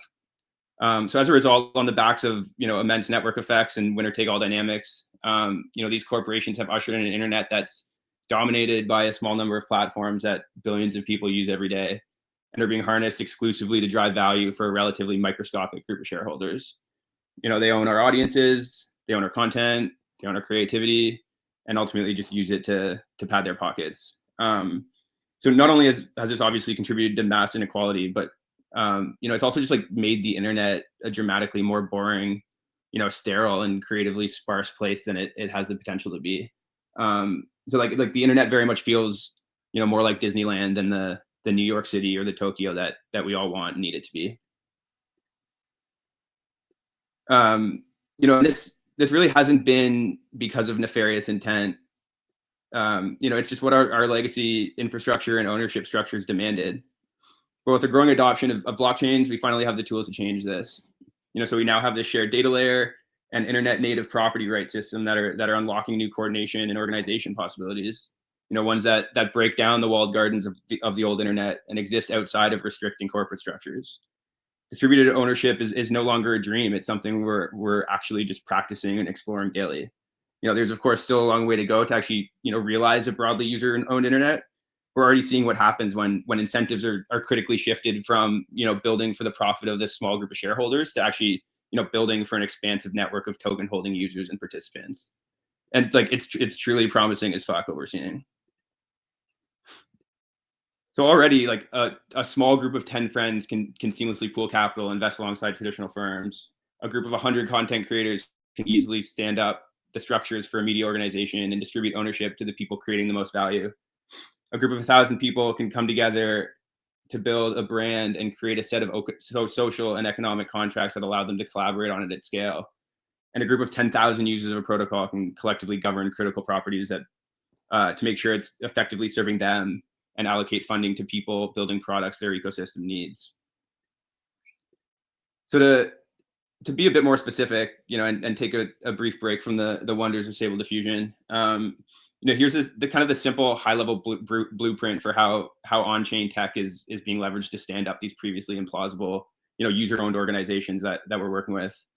So critically, as it always has been and always will be, the thing that matters is making something people want to be a part of. And I think critically, the Web 2 mantra of make something people want as consumers is we're kind of repurposing that to make something people want to be a part of as participants.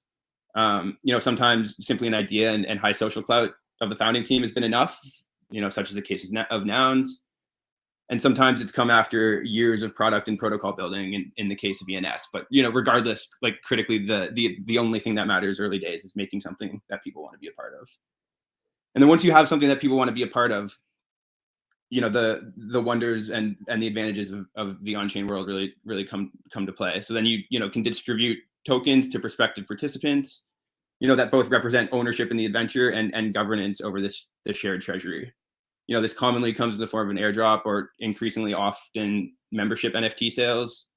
And critically, demand for these come from the desire to join the community and mission, to have governance over growing treasury, and of course, speculation on the future success of the organization. And then once you've built something that people want to be a part of, and the people who want to be a part of it and want to participate in it have tokens as ownership and governance, the hard work of figuring out how to empower this incentivized global network of holders starts, and getting them to contribute to this organization and reward value creation with increased ownership, and figuring out how to collaborate at scale. But you have like the fundamental building blocks in place at that point. So of course, like this truly just gets you to the beginning, but an organization that has gone through these steps like already looks wildly different from anything we've seen before, and it has like significantly more potential energy to get things done than a centralized organization would. But yeah, we'll move on from the ambiguity and share a few real examples that have come out of our accelerator that'll really shine a better light on this. Yeah, so first up we have Kraus House. So Kraus House is a community of people, working to build a future where fans can collectively own and govern an NBA team. By operating as an on-chain organization, they were able to pool millions of dollars of capital from thousands of people who want to participate in that venture, in exchange for ownership, governance, and membership that's represented through their Kraus token. This has powered them with this massive incentivized network of people all making their own sense of the problem and self-organizing into working groups across product, legal, partnerships, brand, events, etc., to all make progress against their team buying mission. Instead of organizing as a centralized organization that only has the resources and coordination abilities to execute a single strategy, they're able to attack this complex problem from many different directions and fluidly allocate capital to the things that are working and participants that are providing value. And another like critical piece of this is, alongside this progress towards a mission and work towards buying a team, they're actually just like building a very valuable brand and network of basketball fans in the process. And this is actually allowing them to monetize through partnerships and products, which then of course like feed back into the shared treasury for them to continue using to prove legitimacy towards eventually buying a team. So like previously, this is just like an organization that like fundamentally could not have existed. Next up, I want to talk about Cabin. So Cabin's building a decentralized city that online creators and workers can live and work in, both on the internet and in their growing network of IRL nodes around the world. These digital and physical locations all have a shared culture, economy, and governance coordinated through their Cabin token. So the way they leverage on-chain tech is the physical nodes actually stake Cabin to join the network and access the community and infrastructure, just like buying physical property would in a traditional city. Workers can earn Cabin by building the infrastructure of the network, and residents live, work, and play in the city, contributing to the economic value that ultimately gets captured in the shared treasury. Everyone in this network is, incentivized to make this city an amazing place to hang out and work in order to attract more people and drive increased social and economic activity. Like they were able to, very much kind of replicate the dynamics of physically distributed cities in this physically decentralized way, leveraging this tech. So they're already on pace to have hundreds of physical neighborhoods and thousands of residents in the next few years. So it's very much working. And then alongside this progress, they're developing more expansive on-chain protocols that will allow this to scale to what they call like a confederation of cities with tens of thousands of neighborhoods and millions of residents in the years following. And I think it's pretty clear that internet native generations will want and demand internet native cities. Next up, we have SongCamp. So SongCamp is, one of the harder ones to describe, but it's something between a music label, a headless band, and a cultural institution. They bring increasingly large groups of artists together for multi-month camps with the goal of collectively creating music and cultural artifacts. At the end of these camps, the music and art is released as NFTs and purchased by fans who want to collect these artifacts, support the artists, and join the SongCamp adventure. The funds raised automatically get split between the artists relative to their contributions to the camp. And they do all of this, interestingly, like without ever touching the traditional music industries. Yet these artists are making more from their work than they previously ever have. The group from their most recent camp, Chaos, is even performing physical shows. So you can imagine both, artists spending their entire careers, supporting headless bands like this, or alternatively just plugging into the network as they please to do single camps or single creations. But really, like the big call out here is just the fluidity and optionality that's offered by on-chain organizations is allowing these artists to organize and monetize in like previously impossible ways, and like the increased optionality they're beginning to have is mind-blowing. And then finally, I wanted to shine a light on Refraction. So Refraction's a network of music, art, and culture creators that produce a month-long global festival as well as ongoing events. They're embracing the artist-run history of underground music and cultural movements, but superpowering it with the new coordination abilities made possible through Web3. The pattern should be pretty clear now, but contributors are rewarded with ownership in the form of Refract, the Refract token, and the value created from the events flows back to the shared treasury that they then use to continue progressing the festival and organization as a whole. And when you're actually attending these events, in person, you truly do experience the impact that this structural difference has. Like this isn't a festival or production company hiring artists for their business to make money. Like this is hundreds of artists who are now empowered to coordinate without middle people, just doing what they do best and like pouring their heart and soul into it as owners and participants in this movement. So these are just a few of the many projects we've worked with that are great examples of the unlock of this new ownership paradigm. I definitely encourage you to check them all out, and I can drop links where you can see all the projects that have come through Seed Club, because like our list of alumni really is a rabbit hole of its own. But it's hopefully clear now how wide-reaching the implications of this simple idea of on-chain organizations leveraging tokens for ownership and coordination will be. Like each of these projects are working on wildly different missions, right? We have a decentralized city, we have a group of basketball fans trying to buy a team, we have a decentralized network of festivals, we have just a squad and group of artists producing music, but they're all enabled by these networks of incentivized participants and owners that they now have the ability to bring together. So I know this was like, likely much lighter in the amount of on-chain tech discussion than other talks, but I think that it's kind of the point, right? So, for any of the infrastructure or tooling we're building to matter, we need more DAOs that people want to deeply participate in and are creating sustainable and real value. Like, and I think as far as I see it, like the tools we have like are good enough for us to have way more people, digging for gold, as I saw going around Twitter a couple of days ago. And then I think, once we have that, there will be endless areas of opportunity to improve the effectiveness of these organizations and help them coordinate at increasingly larger scales on increasingly complex problems. I think a few that are like top of mind for me are, definitely making governance more fun, improving the fidelity of digital identity, discover reputation frameworks, that work, and building systems for effective treasury allocation. But yeah, really to close this out, I'm putting a request and call out for for more DAO builders who are ready to wade through these weird and uncertain waters and build adventures that large numbers of people want to be a part of, so we can then use all these awesome tools and infrastructure that exist now and people are building for the future. And if that's you or now or anytime in the future, we'll be here to relentlessly support you. And then demo day.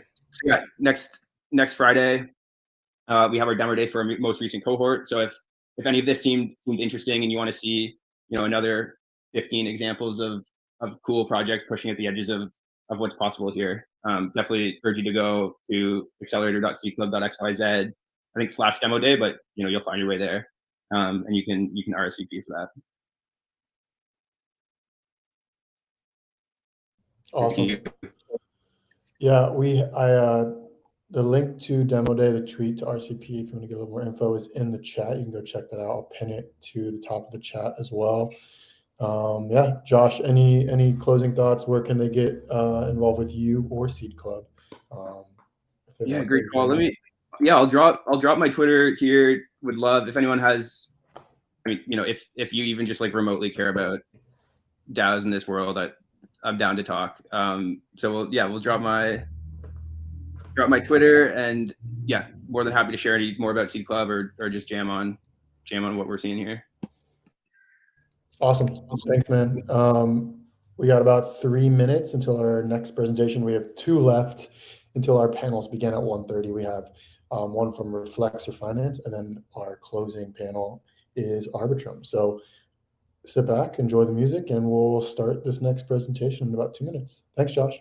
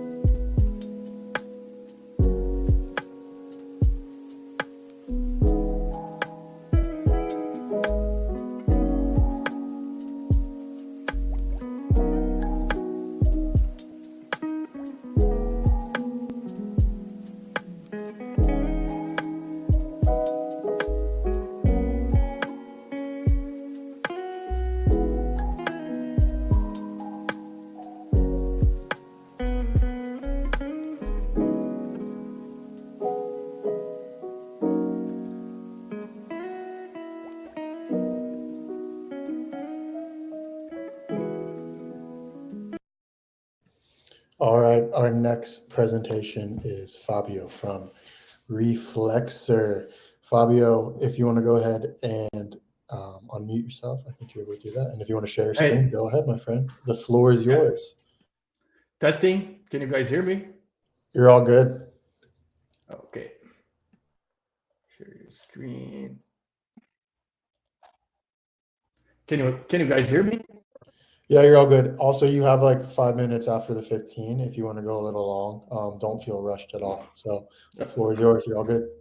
Okay, thanks. So hey, hello folks. I'm Fabio from Reflexer Finance. Well, now Reflexer DAO, and I'm here to invite you guys to join our riot. So, what is Riot? Riot is a fork of MakerDAO DAI, but with some differences there. So it only has ETH as collateral. It has a floating peg as the original design for DAI had. It's self-stabilizing via an on-chain PI controller. We also push for ungovernance, and that's what we call minimal governance. So we do have a DAO, we do have governance, but we try to keep it at a minimum, especially when dealing with the system. And we believe it's the future of finance. So here to the right, quotes by Nikolai. Rest in peace, Nikolai. So he tweeted once that until this shit is in textbooks as a historical turning point for theory of central banking, we're still early. So yeah, I guess we're still in. So before I dive into that, I'll go into a more of a personal story. So I'm Brazilian, and this is the graph of the Brazilian inflation. So up until the mid 80s, we had like a military dictatorship here, anti-communist one, and they basically printed a lot of money and made a lot of debt too. So towards the end of the 80s, the situation started like going south, and they basically handed back the power to the politicians, and then the democracy was back here. So lots of pressure on them, huge economical crisis. And then once the politicians took over, I mean, it got even worse, right? We can see it here in the graph. We had upwards from 3,000% a year inflation. Between 93 and 94, the actual average was over 2,000% yearly inflation. So it was really high. So here we have another side of the story, right? So after the military dictatorship, every politician that took, power, he would come in with a plan or several plans, right, to control inflation. And the plans were mostly disastrous. They tried a lot of things we know don't work right today, but yeah, they did try, like freezing exchange rates, freezing prices, freezing wages, so lots of stuff. Most of them did work initially, but then, inflation shot back, sometimes even worse than before. In the Color One plan there in 1990, they actually seized people's savings too from the banks, and never paid back. So people had, some people actually got it back from suing the government later on, but most of the people never saw their savings again. So yeah, this is another interesting graph. So the blue line is the number of monetary council members, and the red one is the inflation rate, right? So as you can see there, the less people, the better, right, for inflation there. Well, it's not just that, right, but they seem to correlate really well. The sharp decrease in inflation there was a result from Plano Real there in 94. That plan was actually quite interesting. So, of course, part of it was the obvious today. It was like, let's stop printing money, right, and control government spending. But the interesting part, they actually had sort of like a psychological dimension to it too. So a new unit of value was created here. It was called URV, or in Portuguese, Unidade Real de Valor. And basically, it tracked the dollar at the time. So, from that point on, everything was priced in URVs, but people would still use the currency of the time, that was the Cruzeiro Real. And this was planned and executed this way because people were so used to the high inflation that they wouldn't stop, raising prices, raising wages. Your contract already had monthly raises to account for inflation. So everyone was sort of conditioned to the inflation mindset. And basically, what happened here is that the URV's goal was to basically depeg people from the inflating currency, right? So they would get used to more of a stable currency. And yeah, after some months using it, the URV became the Brazilian real that we have to this day. So it was a pretty successful plan. Nowadays, we do have higher inflation than you guys in the Northern Hemisphere, but it's been pretty low, right? Single digits, sometimes double digits, but that's it. So here we have the US dollar, right? We might think, okay, that's exempt from these issues, right? But the last few years were sort of like a wake-up call for this. So the US Federal Reserve printed like 30% of the supply during the COVID years, right? So, and not only that, they seem to have underestimated the inflation they would cause. And now they seem to be overreacting late, right, for the problem and throwing the whole world into a recession. So yeah, none of this is great for regular humans, right? We just want, a currency that is stable, that we can save and that we can spend, and we know what to expect. So, and now here we're jumping into crypto. So we're speed running the central bank Ponzi here. So this is the Luna UST fiasco. So I guess all you guys are familiar with it. So Vitalik a few months ago wrote a post right after the fiasco here about Luna and Ride too. So the main point of it was, if the stablecoin went down, it's likely a Ponzi. So this is what it looked like when UST had to went down, right? It wasn't pretty. 50 billion was wiped out overnight. And yeah, so as an exercise, I'll invite you guys to think, what would it look like if USD were to went down? Would it work? Or would it maybe, look like this? So yeah, so now you guys know why, I care so much about this system, right? So having lived through hyperinflation, I can help but wonder, how do we get ourselves out of this decade?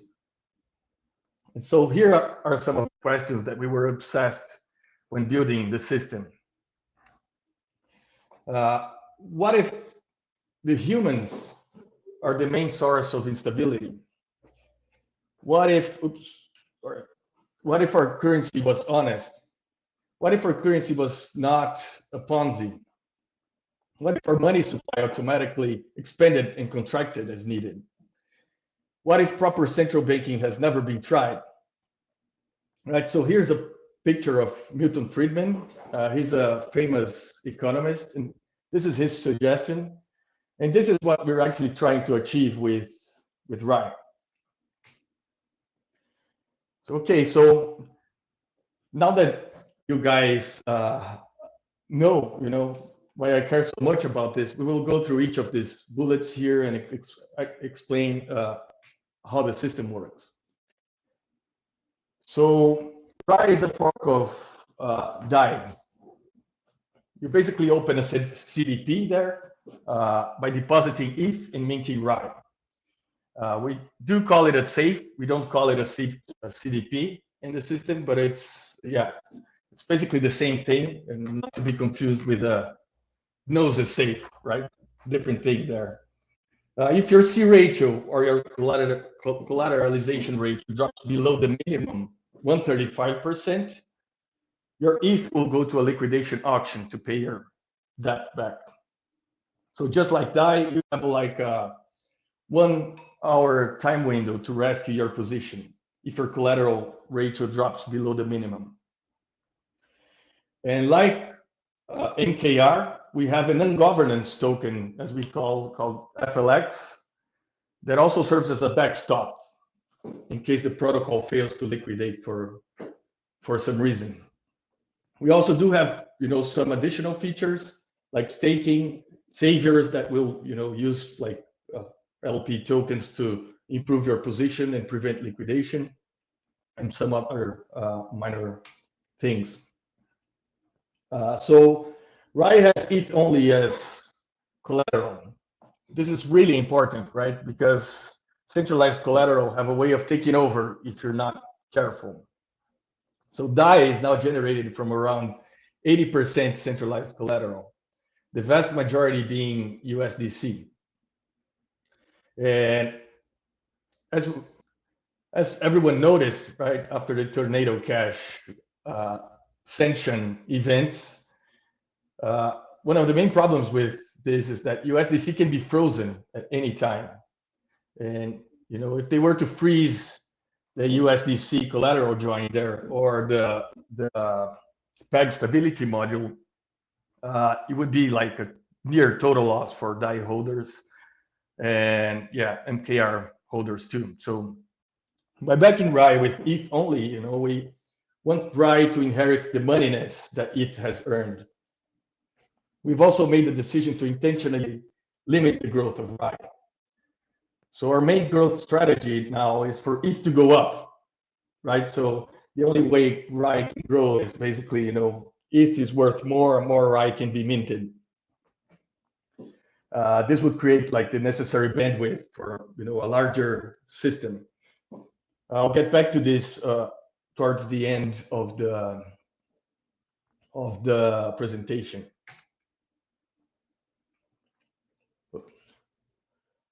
Yeah, so we're often questioned, how is RAI stable if it's not pegged to 1 USD? So yeah, RAI basically, as we see it, floats, around like if it was an exchange or a foreign exchange currency, So this is a graph actually comparing RAI with some of the biggest currencies. This is all against USD, of course. So as we can see, RAI with the negative rate is been going down for a while, but it's been, it's been pretty stable and pretty good, right? We've been doing around the same as the Chinese currency there. So as we see, pegged stablecoins have two modes. This was highlighted by Vitalik too in his article there, in his text about Luna and RAI. So basically, they're either pegged, and everything is okay, or they're off peg and everyone is freaking out, right? So RAI has only one mode. It's always off peg, and it's always fine, right? When it's off peg, it's business as usual. It's just, a matter of degree. So when RAI, if RAI goes out of peg, we're not getting out of bed. So we're always, cozy like this little Pepe there. So RAI is stabilized by a PI controller. Here we have sort of like the last 6 months and how the controller reacted. The red line in the chart is the market price. right? So that's Uniswap and Curve mostly. And the gray line on the chart, on top is the redemption price. So yeah, the redemption rate, by which the redemption price moves is determined by the difference between market price and redemption price. So here below, we have also, the two rates that together make the redemption rate. So we have the blue one is the P rate, which is like an instant rate, right? This, we can see it really well here. It sort of like mimics what the market price is doing there, but to the opposite side, right? And the I rate in orange is sort of like, it stores the error there from the last month. So this is what, sort of like make the controller a little bit more sticky there. It sort of like gives it, let's call it a memory, right? So it accumulates the deviation of the last 30 days, slowly licks it off.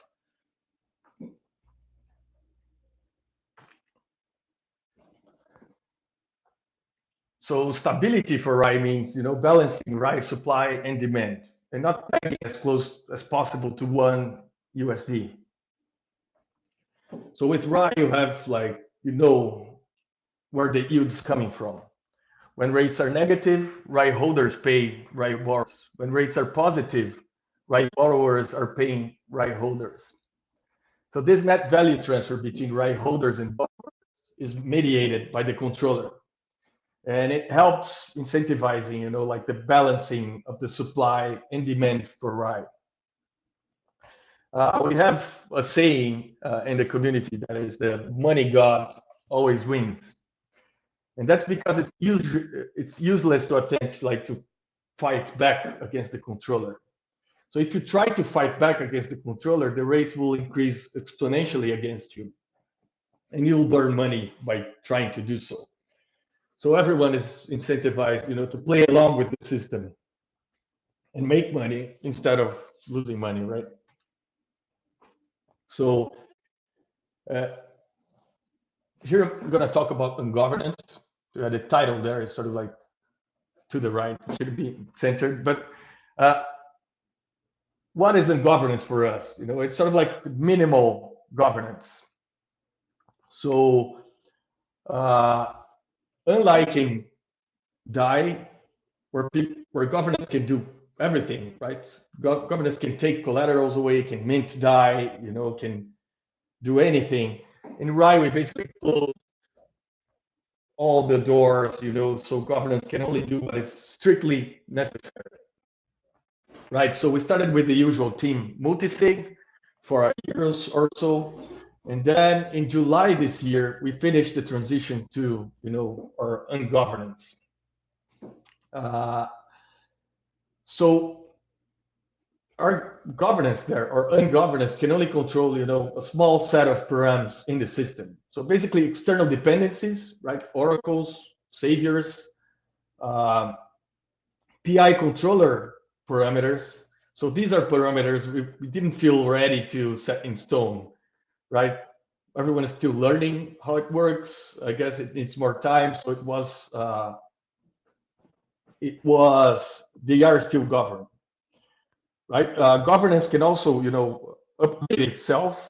We use Governor Bravo and Tali as a front end, but governance can still upgrade itself too. And other than that, governance just manages its own treasury, right? The DAO treasury. The team multisig was fully removed in July, so it's no longer active. It doesn't have access to anything, nor funds, or to the actual settings in the system. And now we encourage governance to sort of like ungovern itself too. So it's been it's happened once already. So governance actually ungoverned the OSM there when it deployed backup oracles. So yeah, over time, we expect that, once these params and these external dependencies are set in stone, maybe not the external dependencies, but the params, yes,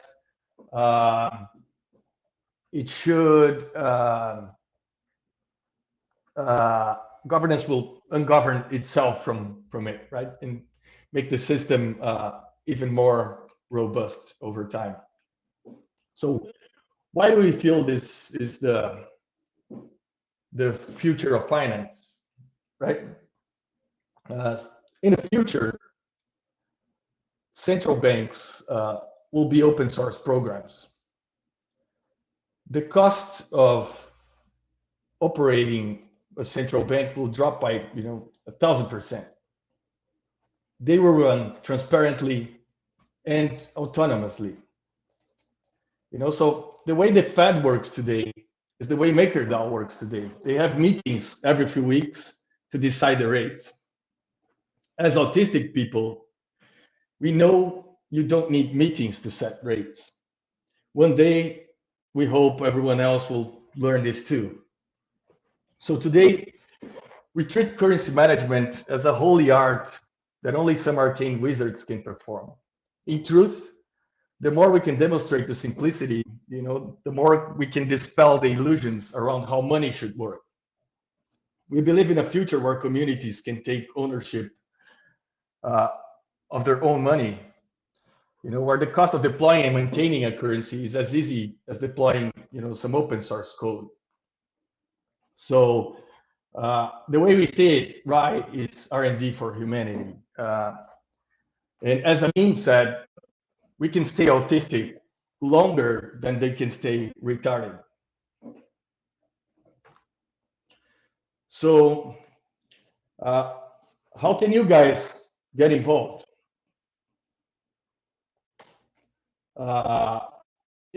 Join us. So we've been saying this, right?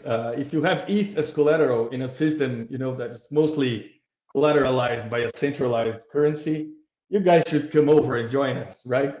So deposit ETH, borrow RAI, spend RAI, pay back later, play along with the controller. There are some incentives there. You can stake, FLX, LP tokens, liquidity incentives too. So this to the right here is really interesting. It's a tweet by Curonaut, and he's actually reporting on a position by Vitalik in the system. So Vitalik, noticing the negative rates there, he shorted RAI a few months ago. This tweet is from October, so it's not fully up to date, but Vitalik at that point had made 74K DAI, right, from his short position. So you guys could be making money by shorting RAI too. So mint RAI and just market sell it and wait. The rates have been mostly negative since. So I'm sure his profit is even larger right now. Also, join our community on Discord. Help us with memes. There are meme competitions happening there every now and then. Provide explainer content. There's some really cool research channel there where people discuss monetary policy, control theory. We have a dev reserve force ongoing. So if you're a dev, please enlist there. And we do have bounties available too, all the time. So bounties are not just technical, all kinds of bounties. So there's stuff for everyone. Please come in and join us. And this is another thing we're pushing for, right? This is the Money God League, as we call it. So I talked about how RAI is,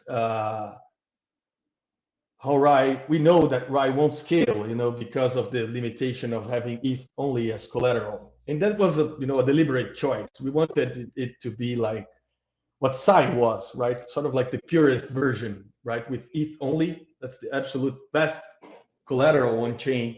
And also with no peg to USD, so forking out the USD dependency. So this is why we created the Money God League, right? Our intention is to turn our riot into a revolution. So in the future, instead of having like one huge trillion stablecoin envisions several, thousands of RAI-like systems. And this is already happening, right? So MakerDAO, as you guys can see, is print screen here from their Discord. They're considering, following the original Nikolai vision because of USDC now, and all the Tornado Cash events sort of brought light into that problem. They are actually considering, leaving the peg and just have like a floating currency. So they're hopefully joining us in the future. There's H2O. This one is in prod already. It's by Ocean Protocol. It uses their data tokens as collateral. So it's a multi-collateral version of RAI. There's TAI, which is another multi-collateral version of RAI being built right now. There's Rico, right, from Nikolai himself. He was working on it until he unfortunately passed away. But the community seems to have taken over, and let's hope it sees the light of the day too, because it's really a different take. And maybe you too. So if you have any idea, if you feel like, there's demand for a PTC version of RAI, or if your community, you have a bunch of tokens, you see like you see fit in having like a stable coin backed by them, let's fork it and let's have, another version of RAI. So basically by having thousands of like this, we allow for experimentation and also contain failures, right? We won't see like a catastrophic failure like the Luna UST one. So basically, this is the way we see this thing moving forward. And here we have a meme from Charlie Noye from Paradigm. This is a true VC value add, one of the best we've ever had. So this is basically the end of the presentation. We can open up for questions, Tommy, if there's time. I'm not sure, I'm not tracking time here, or yeah, I'm pretty much done. So thank you all, guys. Awesome. Yeah. I don't think we have time for questions, but if you guys are interested in learning more, again, all the links to Fabio's Twitter and Reflexer's Twitter and website are in the top. Otherwise, we will move on to our last presentation. So thank you, Fabio. Yeah, thank you. All right.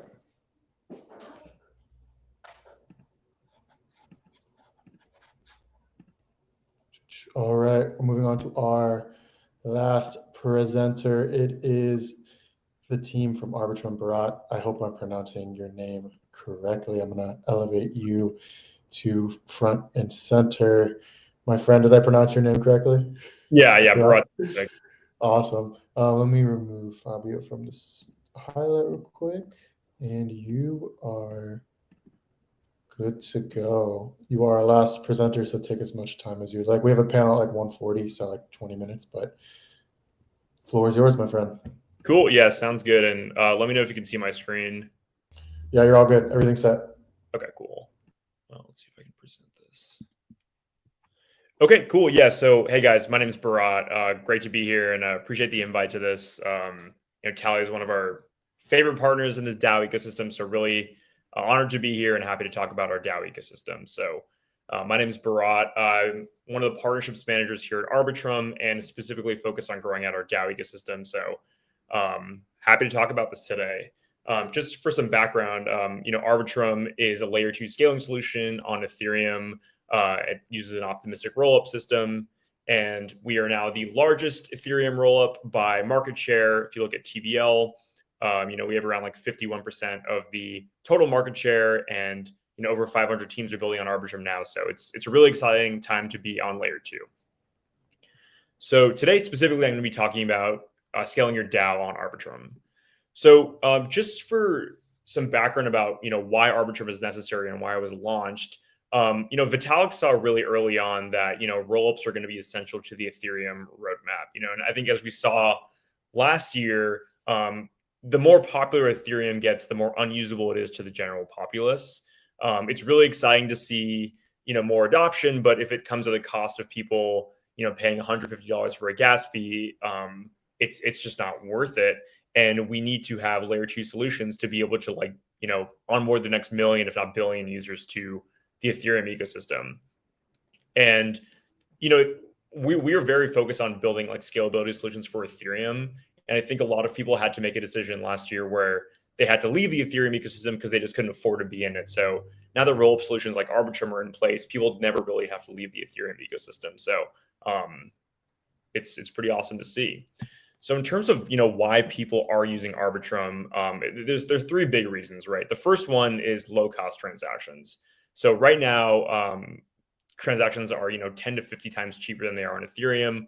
I believe if you look at l2fees.com, a simple transfer on Arbitrum, costs around 2 cents, and a swap is maybe around 10 cents, which is just a night and day experience to what Ethereum is. Even now, when gas prices are relatively low, confirmation times are very low as well.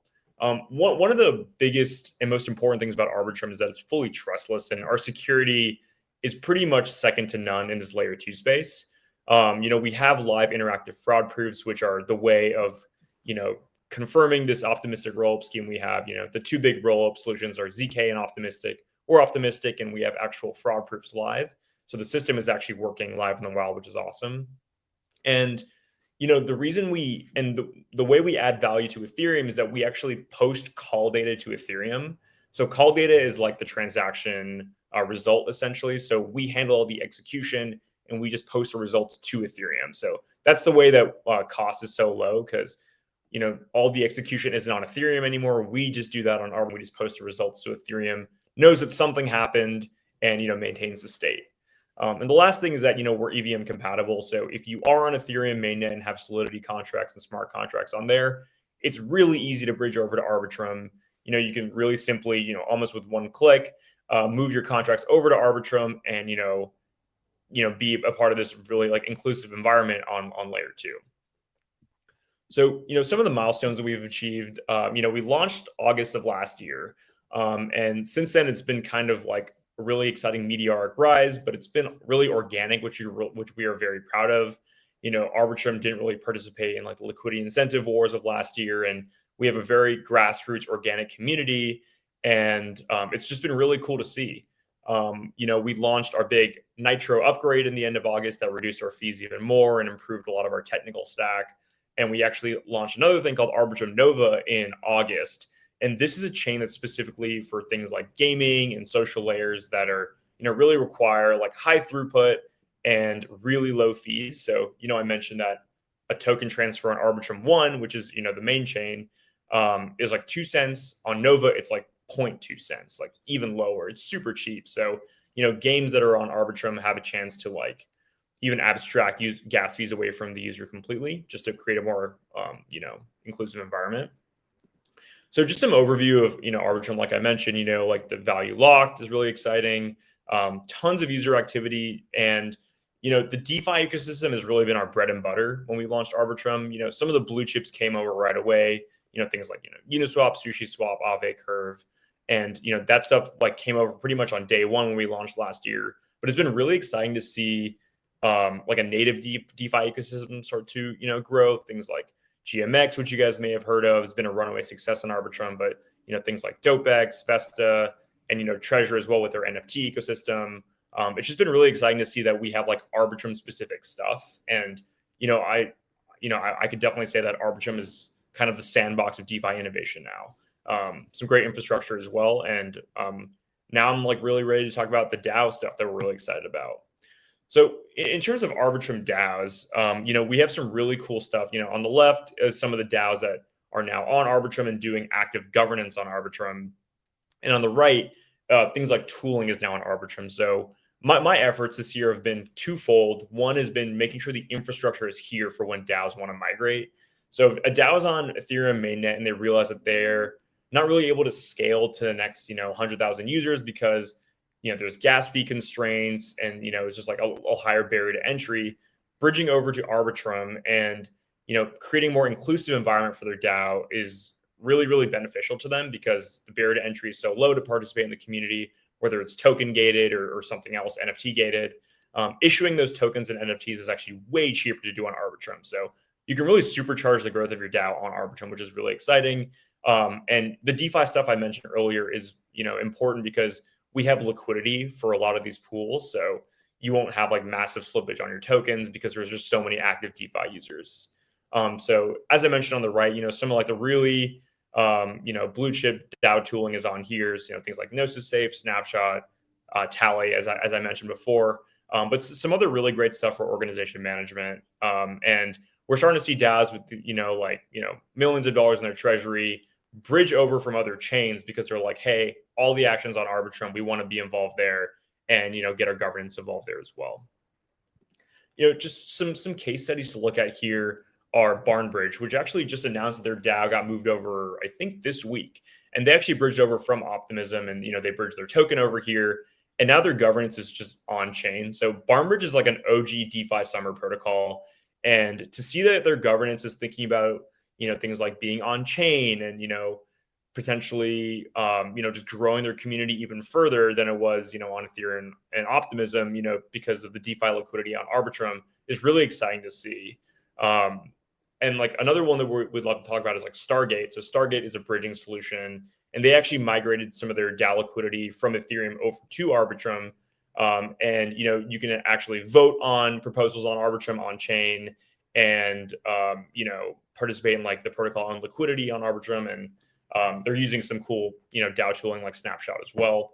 And the last one to talk about here is Treasure DAO, which is a native project that's only on Arbitrum, and they have a truly grassroots community where they kind of pioneered this whole like free mint or whitelist for like community activity strategy that really blew up this year. But they started it last year, and their community is really dedicated to the community and the governance, and their governance is like very active on their forums, and people are really dedicated to growing different parts of the protocol, whether it's their gaming sections or NFTs or other stuff. So, as I've mentioned here, the big DAO use cases to be on Arbitrum are kind of threefold. The first one is scalable community growth. So, like I mentioned, low fees are just so important to create an inclusive environment. And the reason it's so important is because people want to stay in the Ethereum ecosystem. Ethereum is the blockchain vision that we all fell in love with blockchain for, where it's like decentralization, permissionless, removing the middleman and not really making these security trade-offs.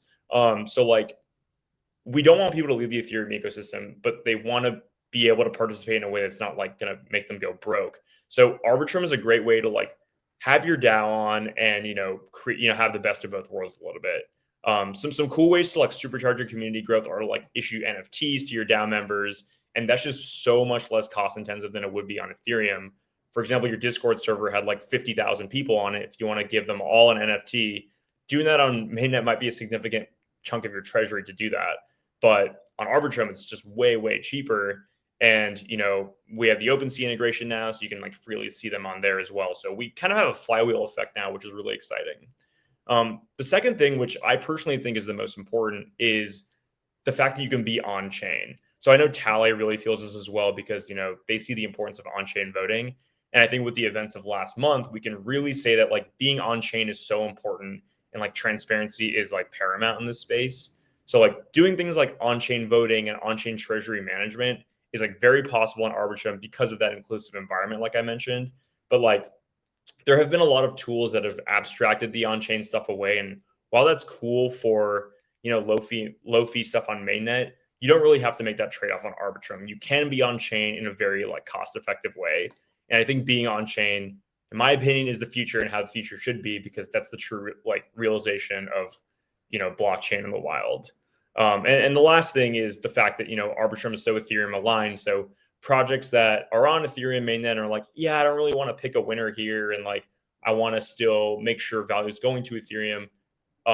That's still happening on Arbitrum. Like I mentioned, we are committing data to, Ethereum. We're paying, L1 gas, and we're making sure data is posted to Ethereum. So, bridging tokens is super easy, and Ethereum success or Arbitrum success is Ethereum success. So we're very Ethereum aligned. And I think with Off-Chain Labs, recently acquiring Prismatic Labs, which is the largest Ethereum client for, running a node, we feel very Ethereum aligned and are like very focused on scaling Ethereum, whether it's, EIP 4844 with dank sharding. That stuff is all just going to make Ethereum more usable, and that's what we're here for. So, onboarding on Arbitrum is super easy. It's either you buy ETH and bridge it over to Arbitrum to get involved, or centralized exchanges are now just like offering buying ETH directly on Arbitrum, so you don't have to even go through the bridging process. And we work with a bunch of great bridges to make sure bridging in and out of Arbitrum is like seamless and super low intensive, and via on-ramps as well. So getting involved with Arbitrum is easier than it's ever been. Bridging over is very easy, and I would love to talk more about how we can get your DAO on Arbitrum. You can reach me at my Twitter at Bra_ETH on Twitter, and would love to kind of talk about scaling your DAO on Arbitrum. So that's just about it for me. Awesome. Yeah. Where are the best way to get involved is just DM you on Twitter, or just shoot you a message on Twitter? Yep. Shoot me a message on Twitter. I'm on Telegram as well, but Twitter is great. We can definitely jump on a call there. But Arbitrum is obviously permissionless, so if you wanted to do all this stuff without talking to me again, you can definitely do that. But I'm the guy to talk to if you want potential launch partners, potential liquidity, and just want to get to know the Arbitrum ecosystem even more. We're a very scrappy team. We have 5 people doing business development, and we're in a chat with 600 Telegram groups. So if you want to be connected with a partner on Arbitrum, we can do it. It'll just be a much easier experience to onboard. So please DM me on Twitter if you're interested in what scaling your DAO looks like, or just want to chat about Arbitrum in general, or DAOs in general. Seriously, just happy to chat.